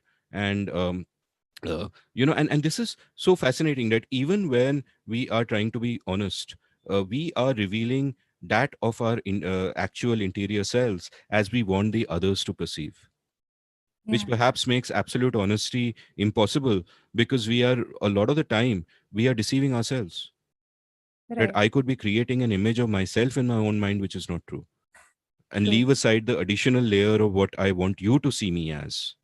Right. I think even I am so guilty of it. Like you try to create your own image. Like there are the bare minimum things which you know is something that everyone should do. But we do those things anyway, and we're like, hey, I'm so nice. I'm a nice person. I did not gossip about that person even when I was instigated. Hey, I'm such a decent chap. And yeah, I realized this a few days ago when I think a couple of friends were gossiping about someone, and I was like, hey, let's not do this. And in my head, I thought to myself, hey, I'm such a nice person. Yeah, exactly. Exactly. Yeah, I mean, the good things that we do we really do them because we are good, or do we do them because we want to see ourselves as good? Which is a complicated and difficult right, question, isn't it? right. And then I sometimes think it's just eventually, do you sleep well at night? If it's helping you sleep well at night, it's okay. I wouldn't go along there. Uh, but yeah, thank you so much, Amit. But like, I am so. I also wanted to take like your recommendations in terms of, do you have any favorite apps or websites that you use every day? Yeah, absolutely. My lifesaver is Rome Research, which I use for taking notes. Okay. Because ROAM, Rome Research, it's a paid app. It's like $15 a month, but it's just incredible because it helps me organize my thoughts so very well. And it has nested you have nested entries, you have bidirectional linking, and it's just such a beautiful way of just putting in a lot of just organizing all the information in a systematic way. So my big recommendation is Rome Research. Like earlier, what I would do is I would take all my notes on Microsoft Word. So I'll have like 60, 70 pages of notes. And Mm. then if the guest says something and I know it is somewhere in my notes and I want to delve deeper, but I'm scrolling furiously or doing Control F and everything is a mess. And with Rome Research, it's so easy and systematic that it's just much easier to find, and just using it to take notes, even if I'm not doing it for an episode. Like I don't take notes on books of fiction, obviously, where I just kind of sit back and enjoy. But for nonfiction, I take notes all the time, and it just helps me sort of assimilate the information better, absorb it better. So I find it really useful. So that's my main uh, go-to app at the moment, Yeah. frankly. Right. Nice. And do you also have any favorite YouTube channels apart from Chalchitra Talks? Sorry. Apart from Chalchitra Talks, now Chalchitra Talks is so dominant that, well, I've been thinking a lot about the kind of stuff that I want to do. Once upon a time, I had a deep interest in filmmaking, but obviously back then, when one is very young, you think that no, let me just be a writer because I pen and paper is cheap and laptop Right. bhi manage kar lenge. But films involve so many other people. What do you do? I think what's happened in the last 10 years is that it's become possible to do stuff on your own. And one of my inspirations towards that end is a guy called Casey Neistat, Yeah. who's got a great YouTube channel. And there was one time a few years ago where I think for a period of 3 years he did one vlog every day, and I've just really enjoyed the stuff that he does. And there's a lot of commonality to it, to what we are doing as creators, where there is authenticity. He's being himself. He's doing very cinematic things in the way that he tells his he does his storytelling. There's a certain visual language that you can make out. And there are otherwise I just fall into these rabbit holes. Recently I've been watching a lot of like Peter McKinnon's videos. He also does a sort of I mean, part of what he does is vlogging, part of it is just tech reviews and all of that, and I find that interesting. But I just think that, I came across a video with a title like, is there any point in doing a YouTube channel in 2021, as if to imply that the field is saturated, everything has been done, why should anyone start anything new, will they find viewers?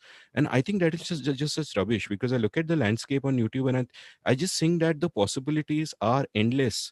We haven't Right. even started, because for perhaps the first time, the tools of production are in the hands of the common person. Like I've produced a podcast by myself for so long. 15 years back, if I had to do something with the kind of equipment I have and all of that, I wouldn't have been able to afford it. Now it's completely easy. Like there was a video, I forget by whom, but someone whose channel I follow, on the history of DaVinci Resolve. So DaVinci Resolve is the free editing software, which maybe you guys use also, but a lot Mhm. of creators use. And DaVinci Resolve in 2010, do you know how much it cost? It wasn't free. Do you know how much it cost? No. It cost $800,000. And that Oh, was even without the editing. It was only for the color grading, and you couldn't do it on a Mac or a computer. You had to buy special machines for it. So it cost $800,000. It had less capabilities, much less capabilities than it does now, than the free version does now.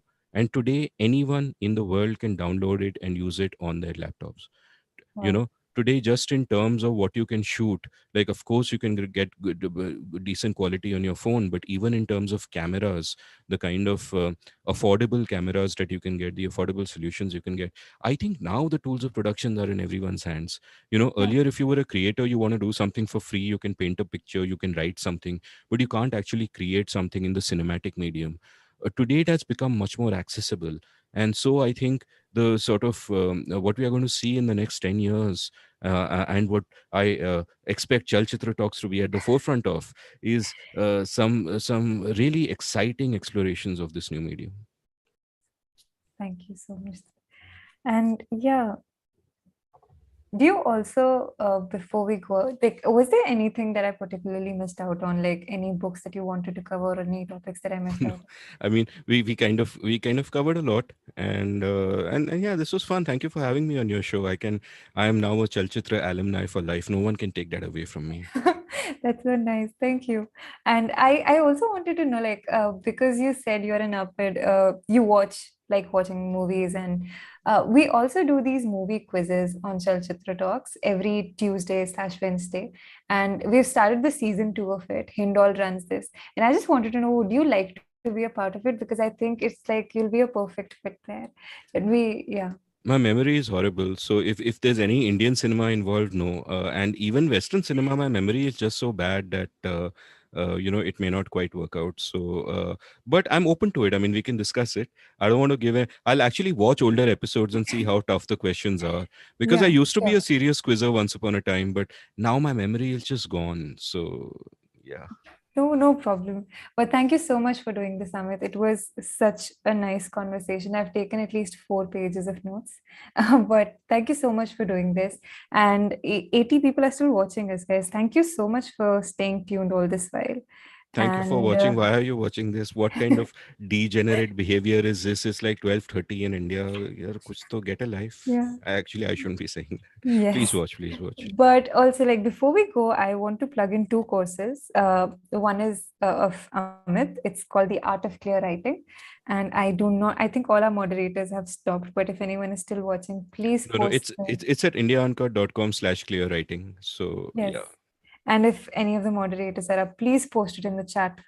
And we're also doing this course on Sunday with Arjun Chatterjee. It's called How to Pitch Your Shows to OTT Platforms. So if you're interested in something like this, do join. And yeah, that'll be it. But yeah, I think there are a lot of people who are praising you, like fan of Amit. thank This you. is Thank you very Ding much. Dong, that's his name. And thank you so much, Amit, once again. And I will just end the stream now. Good night, guys. Good night.